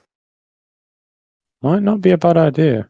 What languages did you choose? But I still have to choose something to reduce. Oh, man. Every new thing I look at, it's like, oh, gotta have one of those in my apartment. Oh, gotta have one of those in my apartment. Globe on the stand. Yes, please. I suppose right now I chose to have like an additional 10 points into stealth because that seems like the most generically useful skill to possibly have. Especially as someone who's roughly a non-combatant who is paper thin. I really hope we have more than one combatant. Oh, I can fight. Yeah, mean, who else can? I definitely can't. have all the skills to contribute. I just have 35 con. And I feel that's gonna come to play eventually. Really? Might The be a bad idea. 60-year-old man has more con than you? That's right. I even reduced my con, by the way. Do I want a baby buggy? No. Shower myself in rubbing alcohol every day to keep the germs away from killing me. Clearly my library needs a chemical fire extinguisher. You laugh, but don't forget the Back to the Future movie, which I'm sure you've seen. You may have noticed that when Doc Brown gets out his fire extinguisher, it's a water fire extinguisher. Yeah. Mm. I have Right. 4 glass door oak bookcases for all of my books. I'm going to choose to be 10 points worse at shooting things, so I can be 10 points better at persuading things. Or rather, 20 points better. That's not a bad idea. Getting into combat in this system is like worst case scenario. Right, arguably I should be looking at this in the terms of, wait a second, why do I even have a gun? Under education, it lists textbooks, semester. Is that just to rent them? Or is that to buy them? That's to buy them. I want textbooks. Yep, every semester you gotta buy a whole new set of books. Wow. All slightly different than the last year's. Hey, can we not talk about that, please? I know, it's Yeah. bringing up traumatic memories for me too. I for some reason I decided to register for summer. Don't ever do that, please. Don't ever. Only Is, once. Rabbit's back. Okay. I just have all the books I can get. I want my place to be the research place. Mm-hmm. So I got the encyclopedias, I got the dictionary, I got the globe so we can look at the globe. Man, we might not have the internet, but we sure do have my apartment. Second best thing, really? Let's see. A half-ton truck? No thanks. The Model T is pretty standard in the 1920s, right? Or is it past standard? Mm. Model T? Oh no, we're way past that. Are we? Okay. You- What about a Model T with one of those kits that they had that you could like soup it up for as a race car? You're also British, so you're probably going to look at Crossley Motors is the place you want to look at. Well, there's non-U.S. vehicles. Okay. A Bentley. Oh, I could drive a Bentley. No, I could have somebody drive a Bentley for me. Yeah. You could have someone drive 2 other Bentleys to flank your initial Bentley. Or I could get a Phantom 1 Rolls Royce. Oh, by the way, guys, if you're struggling for things like your attachments and things like that, page 53 page 53 and beyond has tables you can roll on if you're struggling for significant people, ideologies, and things like that. Right, I've been going through that slowly myself, trying to fill it out. So far, so good. Though I am struggling to come up with like more meaningful locations than just like the school I went to. Oh man, I really want a Phantom 1, but I don't want to pour that much money out. Are you sure? I'm not You don't sure. It looks so cool. The Phantom is like my favorite car. It's also in the the most world. expensive car in the book. You know what? I'm just gonna write off to the side Phantom 1, and when I do my math at the very end. Isn't that like an American car though? No, it's listed under foreign cars. It's a Oh, Rolls wow. Royce. Yeah, Yeah, they're made in Germany. Hey man. Oh, okay. The German car industry is really on its feet now, after the war's over. I mean, I have no idea.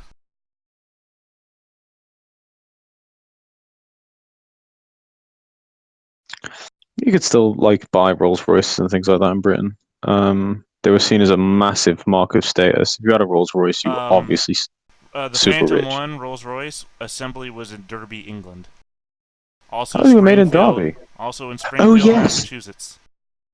Oh yeah, they have the Rolls Royce factory up in Derby, don't they? Oh yeah, it's not Derby, it's Derby. Just letting you know. Yeah, it's spelled Derby. Dar. Hey, you might have Aw. invented a language, but now I'm speaking it, so... I live like a half an hour drive away from Derby. Yeah. I should have really thought about the Rolls Royce factory, but I didn't. I'm disappointed in myself. Like I said, I'm just gonna make a note, Phantom 1. If I have money left over, Phantom 1ing it up. I have a question on occupation for outdoorsmen. It says firearms with an S, as in Shotgun. plural. But it doesn't. It just it's the word. It doesn't say an S. It just says firearms with Yeah, nothing. you're supposed to pick a specialty.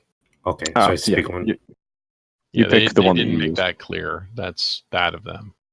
Just like when they just say language and they don't say no. You don't take language generically. You're supposed to pick a language. What is the difference between a console radio receiver and, say, a normal radio?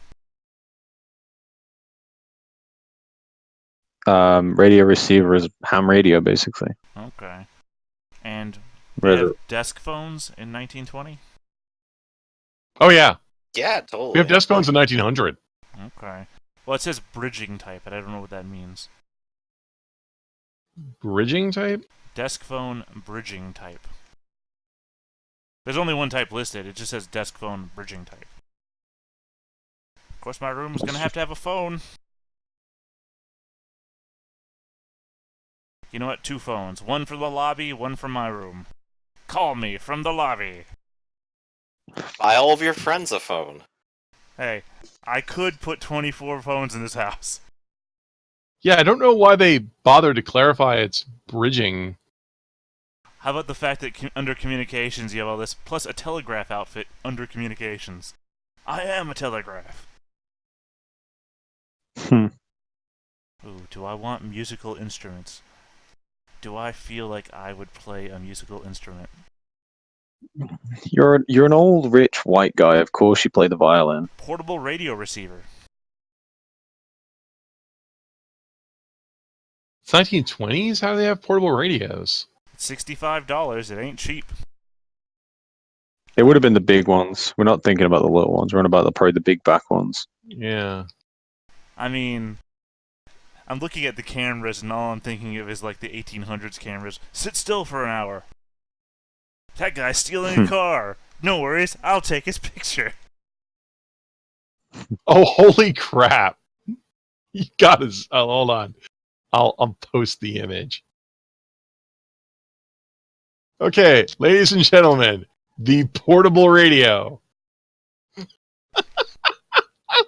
Oh, It's jeez, portable yeah. because you could actually carry To it. be fair, It's only 200 pounds, probably. you could put it in the back of your car.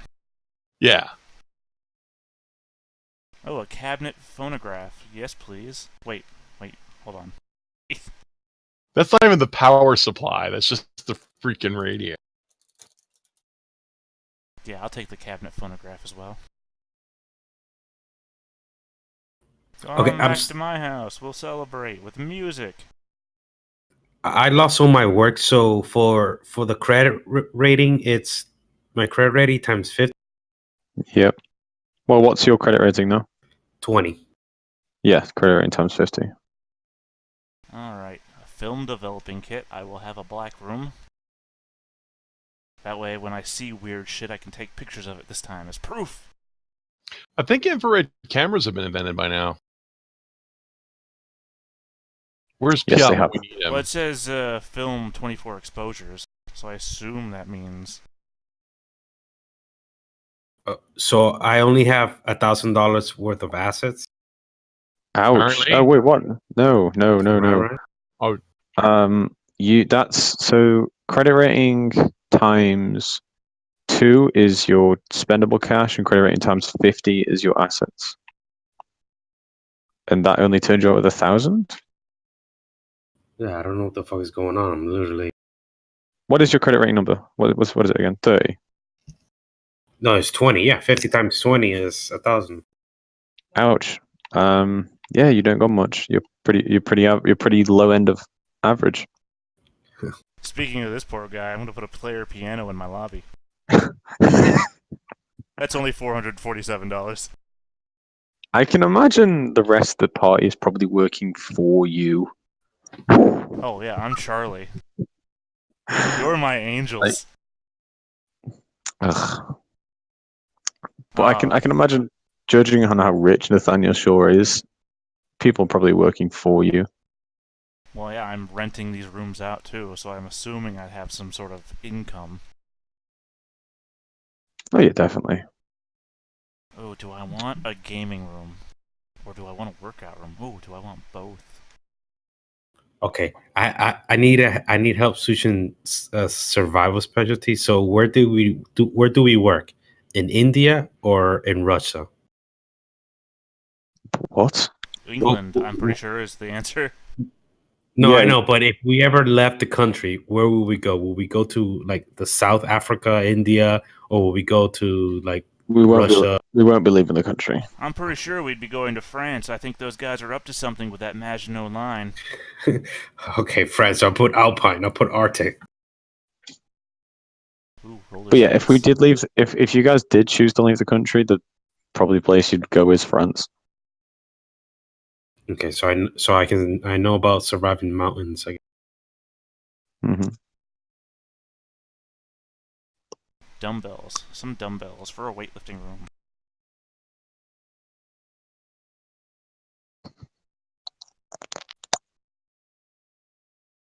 I still need one more ideology belief if we're gonna push for 4. I got like 2 very political ones, and then one like generic motivational one. I need another to kind of round that out. Oh my god. Oh my god. It's not God who kills the children. It's us, only us. Does someone write that down? Norman Rafferty believes that. Well, no, that's a pretty solid belief system, you know, responsibilities and shit.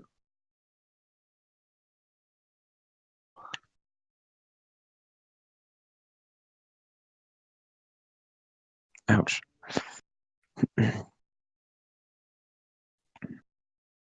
This so far, these characters are turning out pretty dysfunctional. I'm liking it. No, it seems like you've got a good mix of skills and expertise.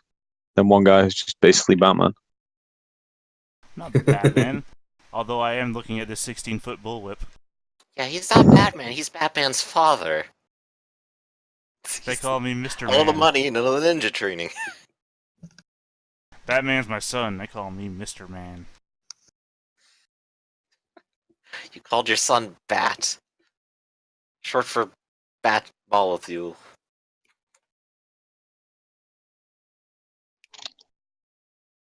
Yeah, Hmm, I've gone that was a weird completely through the equipment section, buying everything now. I've hit the part where it says modern day. So you said it Oh. was intelligence times 2 for, For personal skills, yes. Alright, that would make me 100 points. I love it when they're so evenly even. Well, you have exactly 50 intelligence. Yep. Let's see. How many of these background things are we filling out? The encounters of the strange entities, or none? If you have in your backstory that you have met strange entities, as one of us do, then yes. But otherwise, no. Okay, so I will leave it open. Okay, I'm gonna put 50 points into learning German. It's a lot of points into German. Actually, 49 points in German, because I start with 1. Hmm. Well, hey, we you- weren't at war with them back when I knew them. Yeah, when you knew the Germans, they were friendly neighborhood Germans and stuff. So, Yeah, we didn't nickname them based on the foods of their choice. but yeah, fill out everything other than like, of course, tomes and spells. You don't have tomes and spells. I'm not having any of you start with spells. Well, of Probably course an not. incredibly good idea. Couldn't start with the Necronomicon, so obviously I wouldn't have spells. We have the magic of friendship. Yes, I too own a pony. Let's see. Is dodge a, Oh wait, half dex, that's right. I forgot to fill that one out. Remember that dodge is in your sheet. And you can put half dex into that. That's not a skill, actually. That's just under skills. Hmm. I forgot to do it. But you can race it, right? You can add points to it. I don't. Oh yeah, Can you? Hmm. yeah. Mhm. But for most people, dodge is the only thing you can put your I forget what you call them, hobby points, discretionary points. What did you call them? Personal points, I call them. Yeah, most of us we can only put your personal points in them. Right. I'm gonna put 25 personal points into it. I'm a wily old man. I'm not. I only have 50 dexterity. You can always tell the veterans from the greens because the greens will shout incoming and then duck, whereas the veterans duck and then shout incoming. Oh, I thought you were gonna say you can tell the veterans from the greens because the veterans are still alive. Now, Oh god. Yeah, that's a pretty good. The duck and then saying coming. Yeah, that's a pretty good saying. I've read a lot of George Bernard Shaw.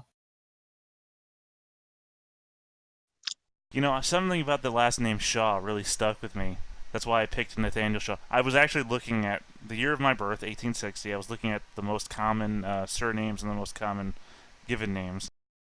And I picked the best ones for those and mixed and matched the best ones I could figure out. That's why I came up with Nathaniel Shaw. Jasper was I like also it. on the list. That's a pretty cool name. Yeah. Jasper's the name of my vampire, my Banu Hakim. I was trying to go for the most British sounding, but also the most old style names. Although, obviously, I didn't because I picked Nathaniel Shaw, which I'm really having second thoughts of because I think that's an X-Men villain from one of the movies. I think it is actually. Yeah, I might go back on that. And maybe Victor King. Victor King was my second runner-up name. I know someone called Victor King. It's a very common. It's in the top 50 surnames. King, and Victor was in the top 200 given names.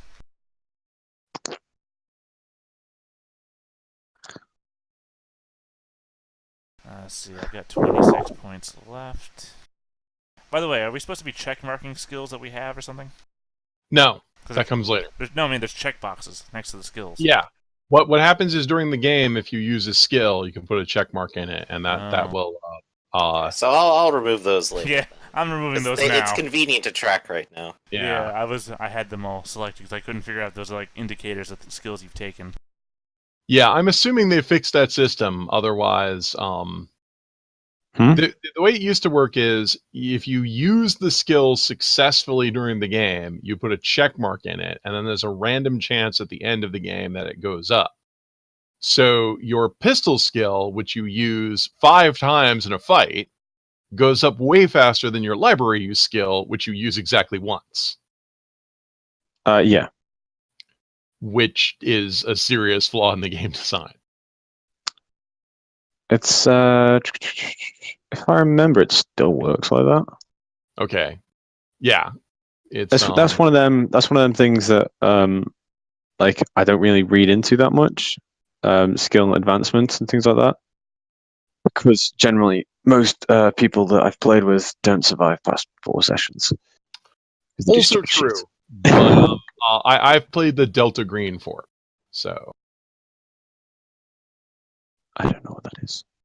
Delta Green is an official line of Cthulhu books that's basically Tom Clancy's Rainbow Six, like a multinational organization of all the different militaries have secret X-Files type operations that deal with Cthulhu problems. And Delta Green's been around since at least the 90s. One of the people who worked on it is one of the people who helped us write Ironclaw, which is how I got mixed up in it. Delta Green is a official line of Cthulhu supplements that are not being played like the way you think Cthulhu should be played. Yeah. They're being played like Tom Clancy. They kind of I promise this Euro would be nicer. There are a lot of loopholes in the Cthulhu game that can be exploited if you know what they are. Oh no. But yeah, I mean, like I mean, if you're just playing the game and you just expect to die, then none of this matters. I mean, if nothing matters, nothing matters. So, Well, I hope it matters. I'm going to check the rules on skill advancements now. yeah, don't I have the rest of think mine. they started to change them because of the problem that I mentioned, which is, your combat skills advance way faster than your other skills. And I think they changed it to make it discretionary checks, where at the end of the game you can choose 10 skills to go up or something like that. Because, like I pointed out, things like lockpicking and library use never go up because if you don't use get them. like maybe one roll.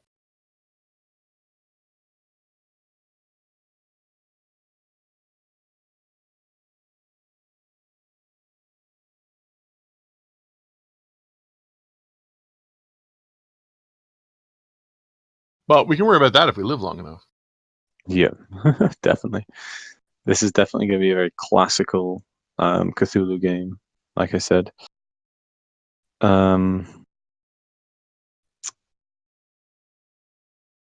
going to be hard. Combat is going to be wanting to be avoided at all cases. So, when you guys are ready to move on to the next step, let me know. Oh, there's additional steps? What else are we missing? Packages, that's it, I believe. Ah, packages. Alright. What page I are only you have on? traits left to determine my background for the moment. So, Well, we also have your treasured trait or item. So basically, one of your people, locations, or possessions mark with a star, and that is your investigator's most important thing in their life, basically. Like the number one thing that losing would cripple them, or make throw them into a long depression. Ah, okay. Yeah. So, for example, with Griffin's character, say he got kicked out of, say he was banished from his from the Uni of Birmingham. That'd probably be horrible for him because that's his university where he learned everything he knew. Yeah, Just an example. university makes a good case. Losing rings makes a good case. Losing the person I'm actually looking after probably matters a whole lot too. So Yeah, hard to choose things like that. just one amongst them all. I mean, you can mark multiple. Just remember that only gives you a negative effect. If one of those things are lost, you Right. take big sanity hits. Like, there's a certain level of like mixing between role playing and then like I don't want you guys to fuck yourselves over. Yeah, don't just mark everything down for fun. Because this Cthulhu is a very old style tabletop game where they didn't think too much about like, oh, but if someone wants to do this, they can. But if they do, they're just useless. The pie.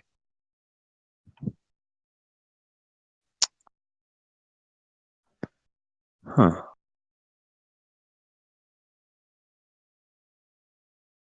Huh. Do I have to say this is turning out to be a very interesting party? I'm excited. I have to think about significant people. I'm an old man. I don't think I had a family.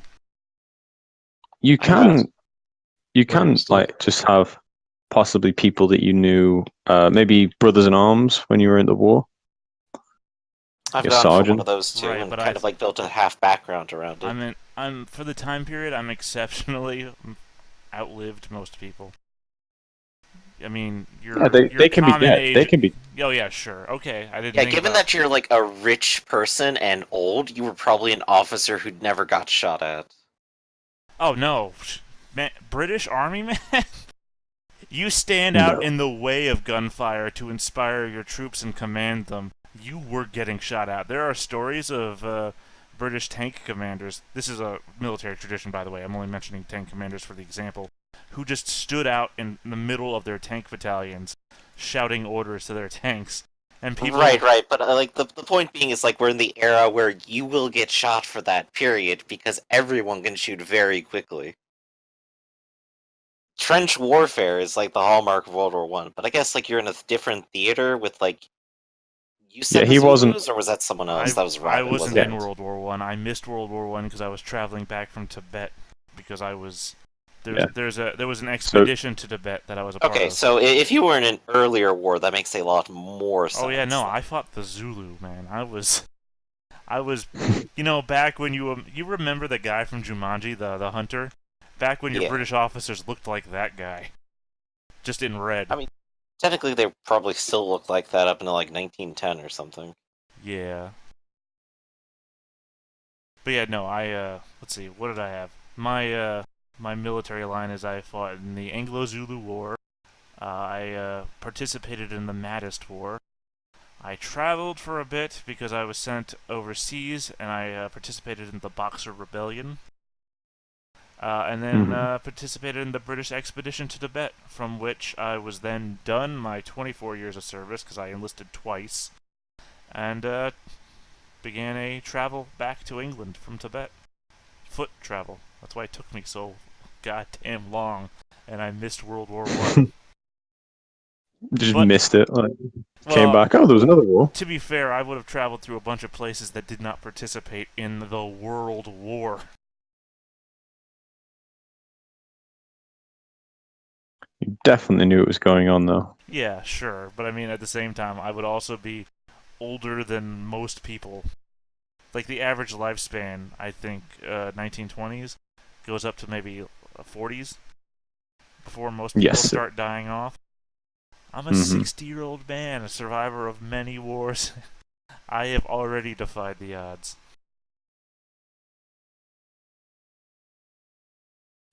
Okay, so reading through these skill advancement optional rules, it looks like there's a few options. So there is the random option for ones you've used, and then there's also an option that lets you pick them. I think I'm just going to go for the one that lets you pick them. So characters can spec more clearly into what they want to be. Right, it's fun to make up stuff, and if we're going for 4, rolling 1d10 is gonna eventually just use up everything. Mm-hmm. Okay, so I finally made my way down to the Mythos experience package. Oh, you found it. Of course I found it. So would you go with the suggestion of D10 plus 5? For what? Increase Cthulhu Mythos skill to level agreed with Keeper, suggested 1d10 plus 5. Yes. And then, of course, you reduce your sanity by that much. Right. Well, I mean, that's what half of the package is about. Is everything that does. And you've already said the last one isn't going to apply, so... Yeah. You're not yet a believer, but you could have the option to be I saw later. your face. Now I'm a believer. No, I'm going total atheist.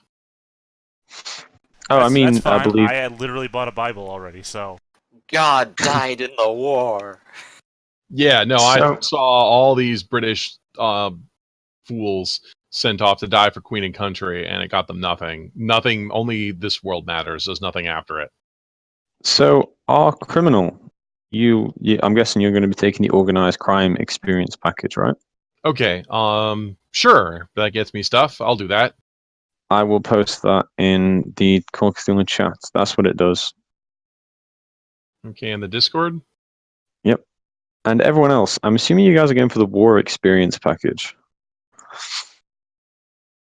That seems the direction it's heading, especially given age, at least for my character. I will send what war experience package does. I don't know, Griff. There is the medical experience package. And there's also the medical experience package, which I'll post after. Wait, Yeah, how old are that's you, a good Griff? choice. How old are you, Griff? 25. Then that's not for you! Well, Medical I mean, experience it's package. possibly I could be like a war medic. Well, no, it says medical experience package. The first one is choose a starting age of 30 or over. Ah. Still haven't quite gotten that full doctoral, have I? No. Alright, What page is this in? This is in the Investigator's Handbook, page 61. So you've already listed for me one encounter with strange entity. Mhm. What would be a tie-in phobia / mania? I've already got an injury / scar, but that doesn't apply to this. I mean, like, would that injury or scar have perhaps changed your personality slightly? No, Like, it's do you like? it's unrelated to the.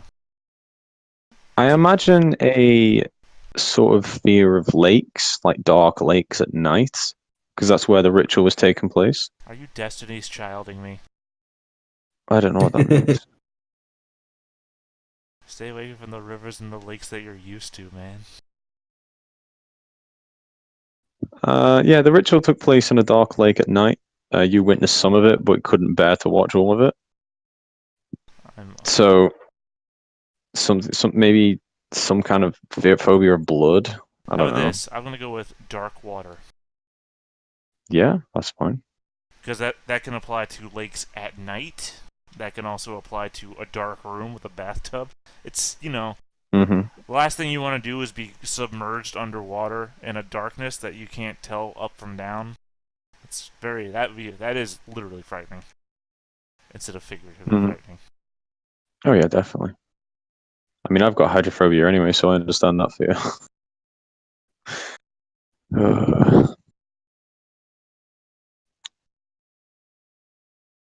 And I saw her face. Dun, dun, dun, dun, no, I'm a believer. Why is that in my head? Because I keep saying Checking it to out you. sample phobias and seeing like how I feel about those before maybe like choosing an injury or something. All right, Yeah. I'm a criminal. Awesome. Have you applied? Oh, go ahead. Yep, I have a big dead patch of skin on my left hand midriff where I was stabbed, and then it got infected. But they managed to put enough phosphate on it, so all they did was deaden it. So I constantly have that reminder of that dead patch of skin, of that kind of grayish-looking flesh that I'm lucky didn't become infected. Not to mention they missed my kidney. Yeah. A symbol of my bitterness that I carry with me. Someone asked, "Can I?" and then they stopped. Yes, rabbit. Could I choose the police experience package, and be like a wilderness police, like the police that they watch like a natural Or a forces? ranger? Yeah, like a ranger. Do you? We don't really have them. Well, maybe maybe not a ranger, maybe a police of a town that's in the woods, or like a really small town with Oh, Yeah, you mean I mean- like one of those isolated northerner situations? Yeah, like I was like somebody a cop mostly deals with like bears and What's- wild animals. What's your what's your background or your career? Sorry. Outdoorsman. Oh, you changed from stuntman? Yeah, I changed from stuntman. Um. So he was outdoorsman. He was really good at being out there. He got a job. Maybe his family, forced him to after the war, forced him to like take a job as a cop in a small town, and he flourished, finding bears and shit. And then one of you guys like called him and be like, "Hey man, you want a real job? Come to the city." And he came to the city. Bears. Quick Yeah. question: would like an army medic here count as a rank and file or an officer? Rank and file. Gotcha.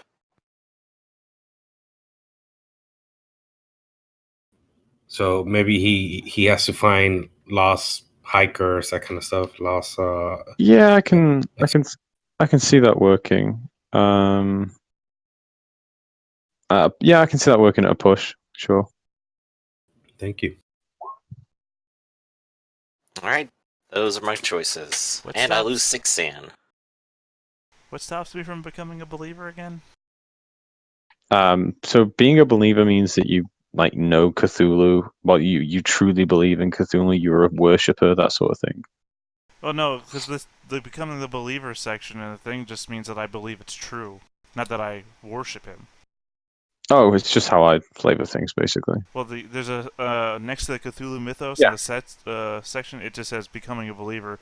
It's from thinking it's an oddity and researching it to believing it's all true. Because the moment you believe it's all true, you lose sanity. But as it's already been described, I've experienced it firsthand, which is the literal thing it says is the step to becoming a believer. But I don't think your character's fully thinks that it's. I think he's still questioning mostly, if you get me. Also, I don't want you to start the game with spells. I mean, I'm not arguing that for spell's sake. I'm just saying that the entire emphasis of what I've been pushing for would have me be a believer and not a doubter. I'm telling people these things. I think I'm crazy. I have these things I see in my head of memories of that day. Not because I doubt it, but because I know it's true. I saw it. If you wish to start the game as a believer, you can, but doesn't it reduce your sanity if you start as a believer? Yeah, it reduces my initial sanity by the same amount as my Cthulhu mythos. Oof. Well, I'd just be in minus 18. Yeah, sure. If you want to, you start as a believer, but I wouldn't want you starting with spells. Again, that's not a reason why. I mean, it sucks that I lose something, but at the same time, whatever. Yeah, spells are super powerful in this game. I mean, they cost sanity and things like that, but Yeah, but I don't have like a great power or anything, so it's not like I'm gonna be pushing. Also, at the very end of that becoming a believer thing, it says you can choose for your investigator to become a believer at any point you wish. So it's just a I believe moment, and I think I would have been an I believe guy before anything happened. I'm buying these books, these tomes, this glass-covered bookshelves to try and figure everything out because I believe, not because I need anything to help me believe. I've seen it, man. I've seen it. I've seen things, man. I have. It's scarred me in ways that you can't understand. What's that quote that I had posted to one of you before? I had it posted to you. I have traveled amongst unknown people in lands beyond the seas. Because I have. It's my backstory.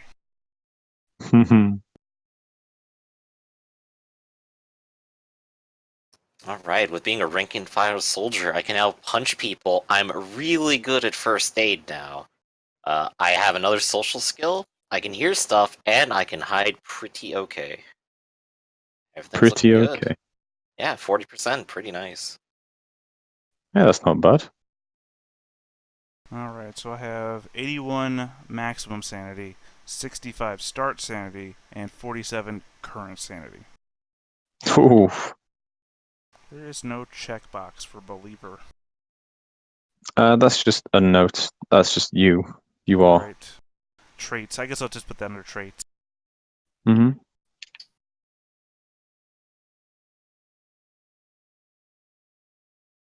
But basically, once you guys have done your packages, we are basically characters ready. We can start talking about the sort of game that we want to be running.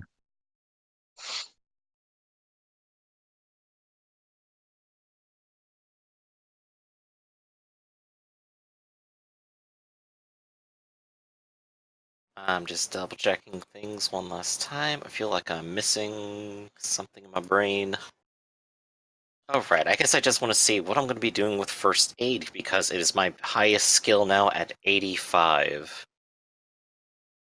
Comes up in literally every single option I've possibly had. I did not put anything above 50, except for credit rating. Oh yeah, like everything else is a lot more tame compared to that. My next highest is medicine at 61, and then the next highest are like 40s, 41. Well, I imagine after the Great War and signs that the British Empire might actually be crumbling, not to mention that, countries like Egypt and India are starting to say, Excuse me, Mr. White Colonist people. Maybe you shouldn't walk away with our priceless artifacts. That it was starting to get more difficult to find some of these rarer books. Not to mention some of them are banned because they're blasphemous. So, we have a crackpot rich guy who wants to get his hands on weird artifacts and books. And then there's me, who hates the rich aristocracy. So I can't think of anything better than to sell these guys, than to take their money while selling them their stupid, perverted little mud people artifacts. So I could start off easily knowing Teth's character. Yeah. Like I said, we've all been working together at the start of the game for a little while anyway. Okay, that's probably how I know Teth. Yeah, you probably first met him by selling him crap, and then eventually got to the point where you did a little work for him, and you realized, hey, this guy pays pretty well too. And he makes the aristocracy look like foolish idiots. I'm too great, and he pays me to do it. This is the best job ever. This jackass has 6 vacuum cleaners. I bet he doesn't even know how many vacuum cleaners he has. How many refrigerators do you have? 6. See, one for each floor, man. Every floor has a refrigerator and a stove. They'll save us from the bombing blists in 30 years. If you had 7, you could have a different one for each day of the week. No, man. Look, I already have enough socks to last me all year. Oh my god. Did they have coffee listed? Socks? Like when we did Nogglestones and Urban Jungle, we list how much coffee costs, and everyone gets on arcades. Like, is coffee really that expensive? And I said, dude, we went to the Sears catalog from 1920, and that's how much it cost to order coffee from Sears. Maybe Sears is ripping people off. I don't know. Probably totally could have been. Yeah, but it was just like everyone says, can't believe coffee that expensive. It's like, that's how much Sears was charging. That's what people probably felt at that time, too. Yeah, so we got almost all of our prices. So let's see. So who actually participated in the war, say, on the French-German front, where I figure my character probably was? Rabbit, were you actually involved in the war? Well, I'm 34, so I believe I was forced to be in the war. Yeah, you would have been drafted. Yeah, probably as a scout or some sort of hiking. Well, you've got a Lee Enfield, so you were probably a rifleman, and you're pretty good with you're pretty fucking good with it, actually. Right. If you wanted a very simple way of knowing each other, then this is a very simple way. It's like, hey, I don't know you from the war. We were in the same squad or whatever. I was your field medic. You were the guy who actually spotted things. I can see that working. There we go. That ties you guys in as Bond brothers. So, didn't one of you say that you came from a small town as well? Was that you, Rabbit? Yes, me. Kind of town do you want to be from?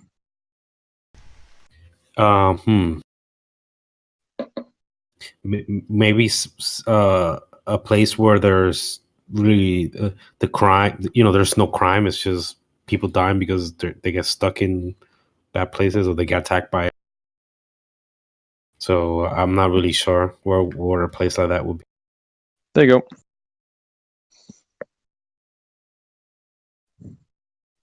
I've added to your sheet.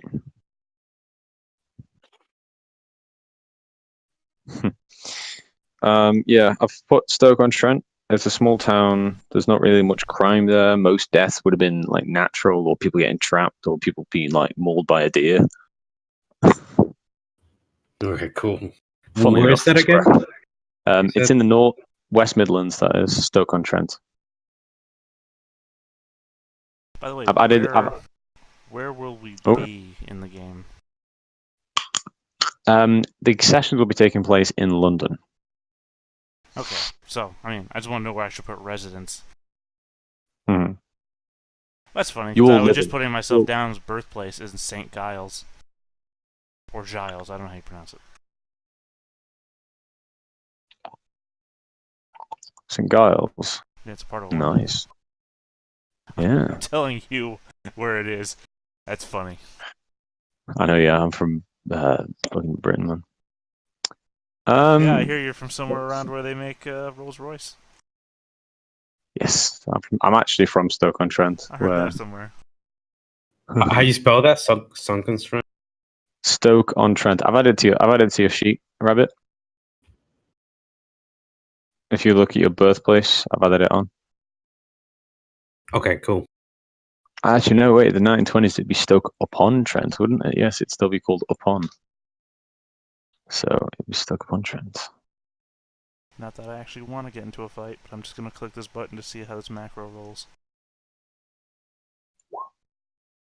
Confusingly. Who's attacking us? Who's attacking? Oh, it's just Nathan shooting his 44. Yes, Into shooting the it into air. the wall. Testing his guns. God damn it. Target practice. You walk into my room and I got a blindfold on and I'm just pointing a gun, shooting things. Nathaniel, you almost shot your glass case, or your globe, or your other things that cost more than everything I own. So is everyone's... Hold on. Is everyone's character basically ready to rumble then? More or less, unless you want to pick out even more personal traits. Yeah, I got more backstory to go, but again, that's like I got a week to do it. Yeah. Yeah, Otherwise, mine is basically done. If you guys have got character art, by the way, send it to me so I can make you guys tokens. Mine is on my thing, but for some reason I can't drag it out.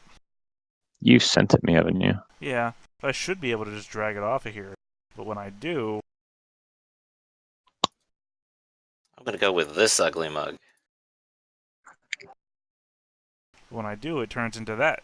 The Facebook symbol. Gasp. I'm a guy shit. with no neck. So, I have pre-written. I spent too much time writing Call of Cthulhu 7th Edition Adventures. I have about 11 done and ready to go. Perfect. Now the question is, what kind of game are you guys looking for? A fun one. I mean, they're all fun, but I'll be the judge of that. of course, I don't want to I don't want to run a game that you guys don't want to play. Good plan. So, we're all in Britain, all involved with the same kind of rich person's business here. What kind of options do we have from what we already basically have right here? What direction would you take it? I mean, if my character is bankrolling everybody, you know what I want. How does the thief rip me off? Vampires might be a good way to go. I'm sorry, what did you say? No, seriously, what did you say? 'Cause I really heard you wrong. I said vampires might be a way to go. Okay, that's what I thought you said. So basically just like up against them, right? Well, following their trail, trying to figure out what's going on. Oh, actually, I mean, like thinking like broader strokes than that. Like, what's what thematic thing or like what type of thing would you be thinking of here?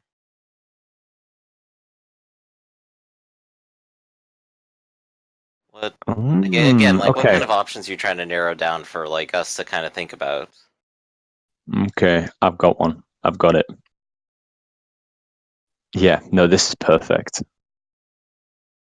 This is the perfect one, considering everyone's fucking experience with the war. So I have one called War Buddy. War Buddy. So basically, it is an old war buddy of yours called Jack Meredith sends you a telegraph.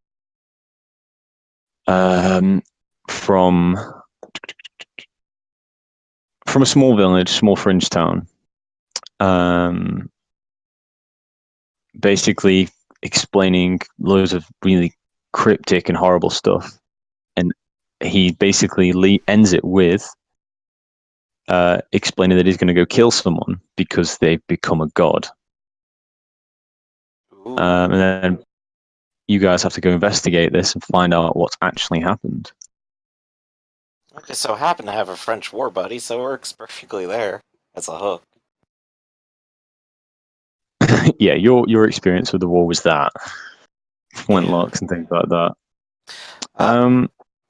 I think if you definitely wanted to use that hook, and I guess with Theta as kind of like the main hook, where everyone should probably be somewhat connected by being paid by him, I guess all you'd have to do is like subtly say like, well, some reference to like the things that he's seen before, and that would probably put him fully into it, and then bring the rest of us into.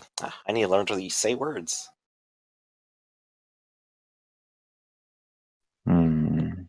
I don't think I have a problem necessarily with that kind of setup. There's a lot of options of stories I've written, probably too many to list. And of course, I can't just send you guys the fucking books, but in general, a lot of the themes with things I've gotten are rather meticulous things that you guys are going to have to spend a lot of time looking and reading and learning.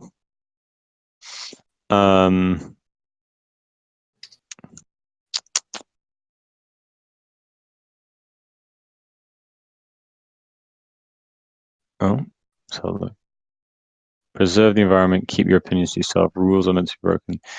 Yeah, that suits you really. Awesome, thank you.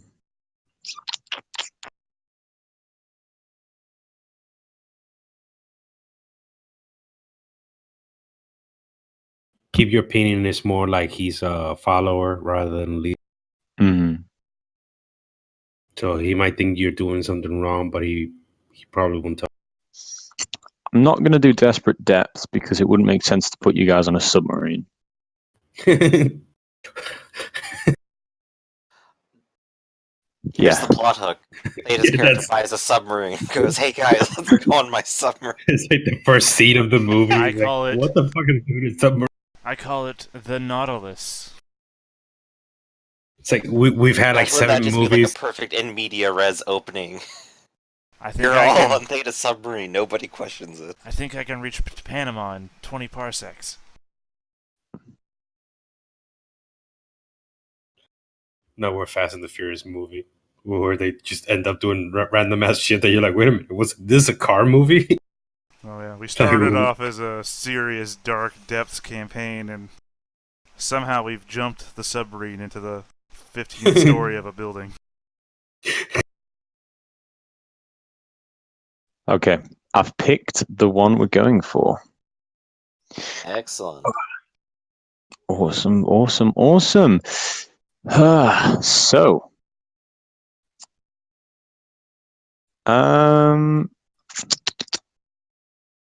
who's our doctor? That's me. Your character is That's right. He's Reanimator. James West, right? Yup. By the way, Will, you really need Will. Shit, what's his last name? Will.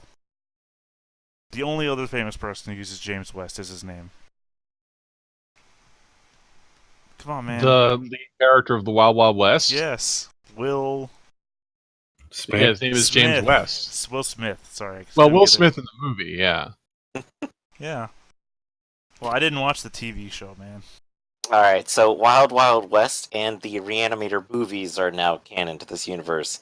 Neither applies to this entire campaign. Because we're like in England. We're like fucking far away. One's 40 years before, another one's 40 to 80 years after. I mean, to be fair, though, but every time you talk, I'm thinking Wild Wild West.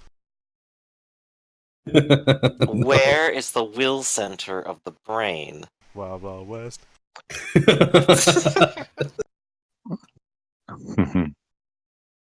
Now I got it fucking stuck in my head. Thanks.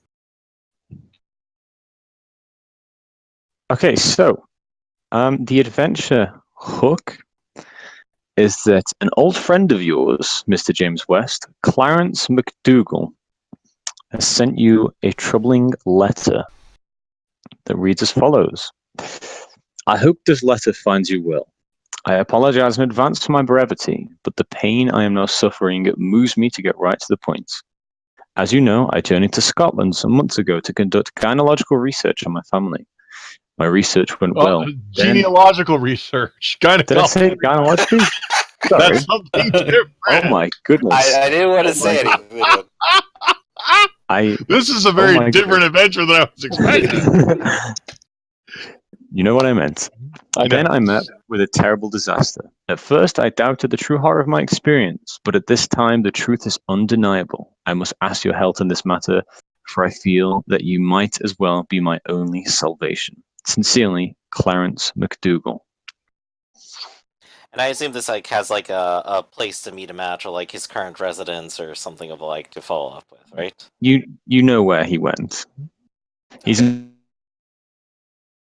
Oh, I missed that. It kind of echoed out.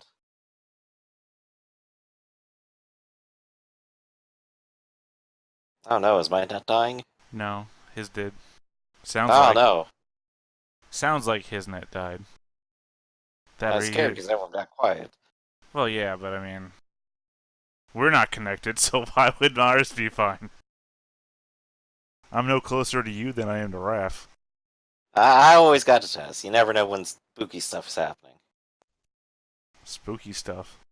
Like, Yeah, hold on. spooky stuff. Let me just. Like a gynecological explanation of your own family. That's super spooky.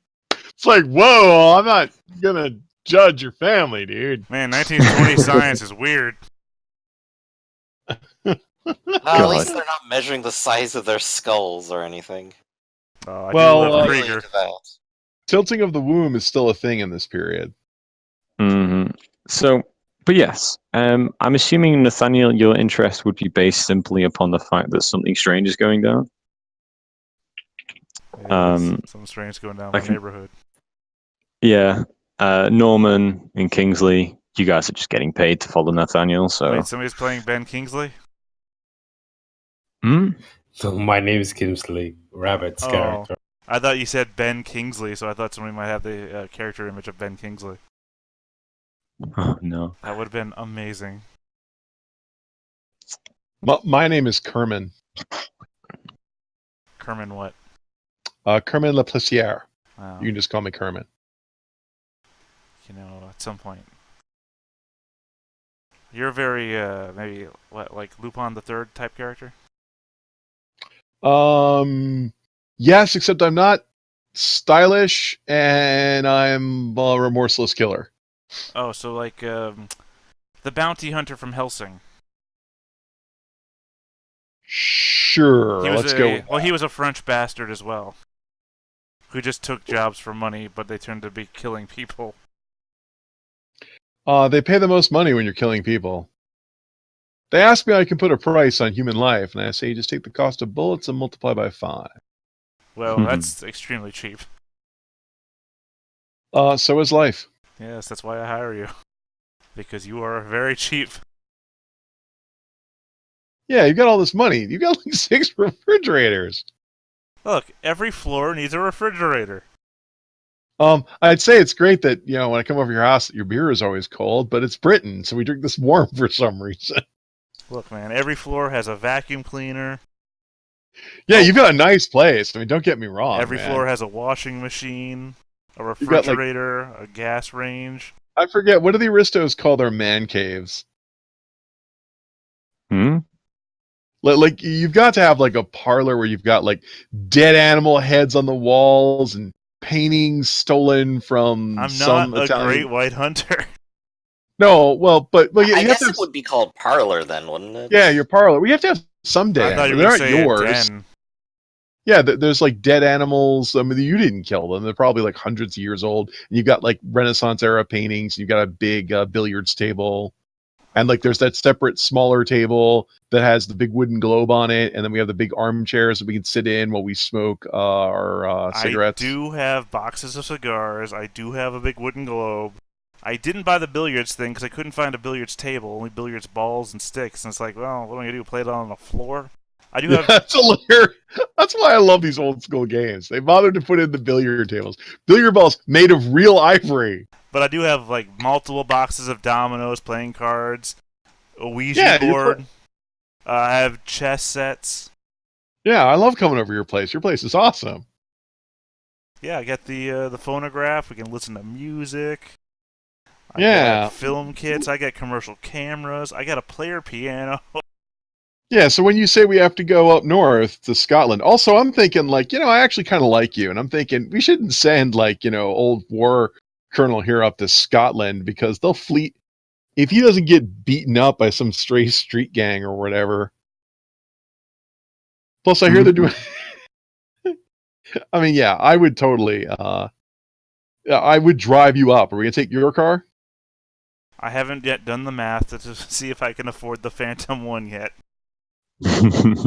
I could last count, but I'd want to do a reaccounting to make sure that I'm good for it. Technically, you could buy some of it, and you haven't paid the rest of it off yet. Also true. I am renting out a good 20 plus rooms to people who have got to pay me. Right. So you could just have the Phantom and not have completely bought it. Which means when we trash it in our investigations, this will be hilarious. Yeah. Like that movie where the kid borrows the car he wasn't supposed to borrow. Risky business. No. No, it's on Amazon and Hulu right now. I can't remember the name. I loved it back in the day. Literally, the car goes through every horrible thing from homeless guy vomiting into it, tiny scratches, to getting crushed between race cars. It's, oh man, what's the name of the movie? Yeah, risky business to drive it off the pier. No, that's the Tom Cruise movie. This doesn't have Right. Tom Cruise level. That sounds hilarious. All right, so yeah, I'll drive you up. I'll let my crew know that I'm going up to Scotland. I'm not really sure what sort of contraband that might be in this time period you could get in Scotland. Because it's still part of the UK, so they're still under the Yeah, I can't think of any criminal. I'll just drive this guy up. I gotta see what this weird aristocrats and their weird problems. Yeah, I mean, like, from what like the other characters would tell you, Mr. Clarence McDougal is from what James would tell you at least, he's a good man. They always say they're good men. British always say that. He was a good man. Why, when he was machine gunning down those natives in Burma? He's a good man. I only knew him to kick 3 or 4 puppies a day. Yes, they had kept and that then only stiff upper spit on the lip. poor in passing. He didn't was seek always them out. Eager to share tea with the least brown of the people there. Oh, actually, I should probably give you some little background on what James. McDougal as well does come from money. He does have like a family estate up in Scotland. Mm-hmm. No one's been in it for years, ever since his father died, and you assume that's probably what he's been up there investigating. I'm sure this isn't creepy at all. Up to the Scotlands. Scottish mist will do your lungs some good. As in, you'll probably catch tuberculosis and die. Oh wait, Yeah. I'm sorry. You'll catch consumption and die. Yeah, or you just die because. As long as we're not like going up to meet a burn ward victim. The last time a group of mine did a 1900s, 1800s adventure and went up to Scotland to meet someone was literally a character with severe burns on their face, and we spent the next hour and 40 minutes making burn jokes. Stay classy. Oh, it was like the most fantastic hour and a half I've ever seen. Oh god! But as far as Session 0 setup goes, I think that's everything that there is to do. Yeah, I get a chance to drive the Phantom. That's gotta be sweet. Can you guys all hear you the get to background? drive all those expensive cars. Oh yeah. Can you guys hear the background audio I've got going on, by the way? The what button? The background audio that's going on. I can when there's total silence. I was checking it earlier. It might be set very low. I saw that it exists. I don't know how to make it play. It is playing. The DM has control over that. It Yeah, it just says that it's playing, but I don't hear it, so I don't know what I'm supposed to do to make it. it is very, very quiet. How about... Yeah, there you go. Okay, yeah, now I can hear it. Okay. You can hear that? Yeah, I can hear it now. Okay. Let me just make sure all the other audios... Yeah, so I'll make sure the old man has whatever passes for old man medicine in this time period. I guess as a note, the sound won't end up recorded on stream, as Theta has probably mentioned. Yes. Which Oh, is stream- unfortunate, but ultimately, at least you get the effect. Wait, are we streaming this? Yes. Oh, Pretty sure. I mean, it's going to be a bit awkward to stream when if I go falling into the mythos and you guys uncover a cultist orgy. well, Just saying, those things happen. So, are we streaming right now? Yeah. Oh, geez, you're supposed to tell me, man. We did sort towards the beginning. Yeah, it was the Um, entire point. Just no worries, My man. bad. You didn't say anything. You didn't say anything that needed to be edited. I haven't said anything. It's just You were all high spirits.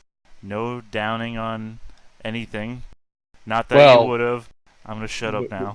moving forward. But yeah, I think as far as session 0 goes, guys, unless you guys have any questions. Nope. I think I'm good. Everything looks pretty clear so far. Hey, anyone want to choose a 4th trait for my character?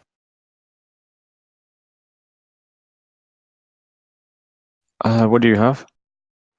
So far I am very still, have a reputation for seeing anyone in need, and I am a concerned hypochondriac who tries to cure everyone around me so I don't get ill. Hmm.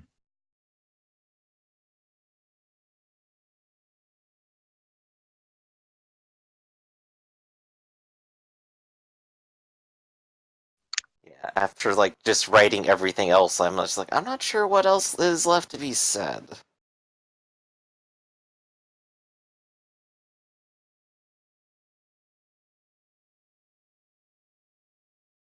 Yeah, I'm just ready to roll. I'm a criminal. I'm ready to roll whenever. I think I can't really think of an extra trait for you. Exactly. Yeah, I mean, you can keep it at that if you wish. 4th trait, completely normal.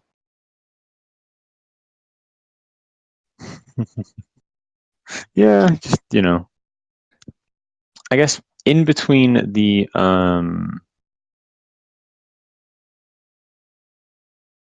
in between the now and like next week's session, it might be a good idea to like develop your relationship with your items and important backstory elements a little. Obviously use the bio page on your sheet for that. Things like your meaningful locations and your possessions and stuff. It might be a good idea to like have some kind of tangible story for that. I'd recommend spending a bit of time going over it and things like that. Yep. But I've got other than everything. I've got like what seems to be at least a set of events in my life, and that seems to be pretty good.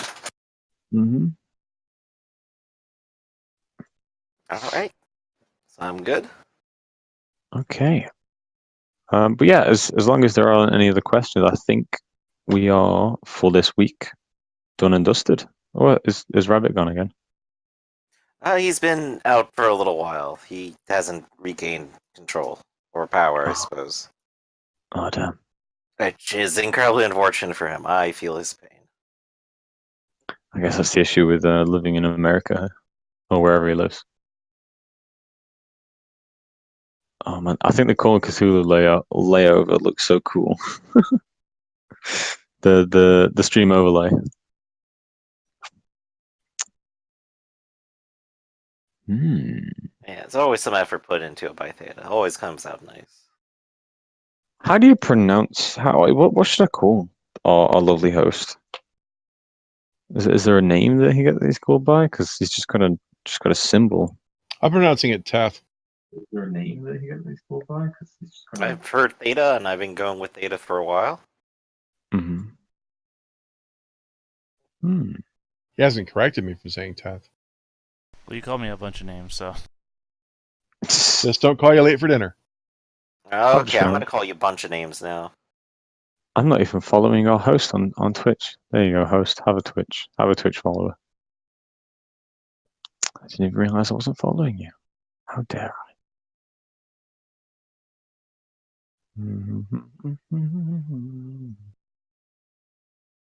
Okay.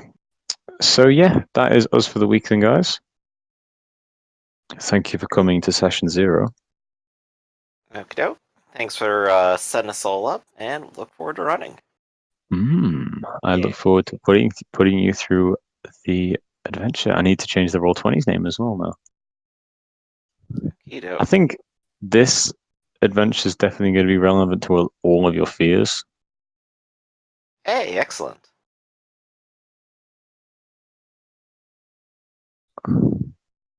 Because I had it set up for my other one, my murder mystery, but I don't really want to.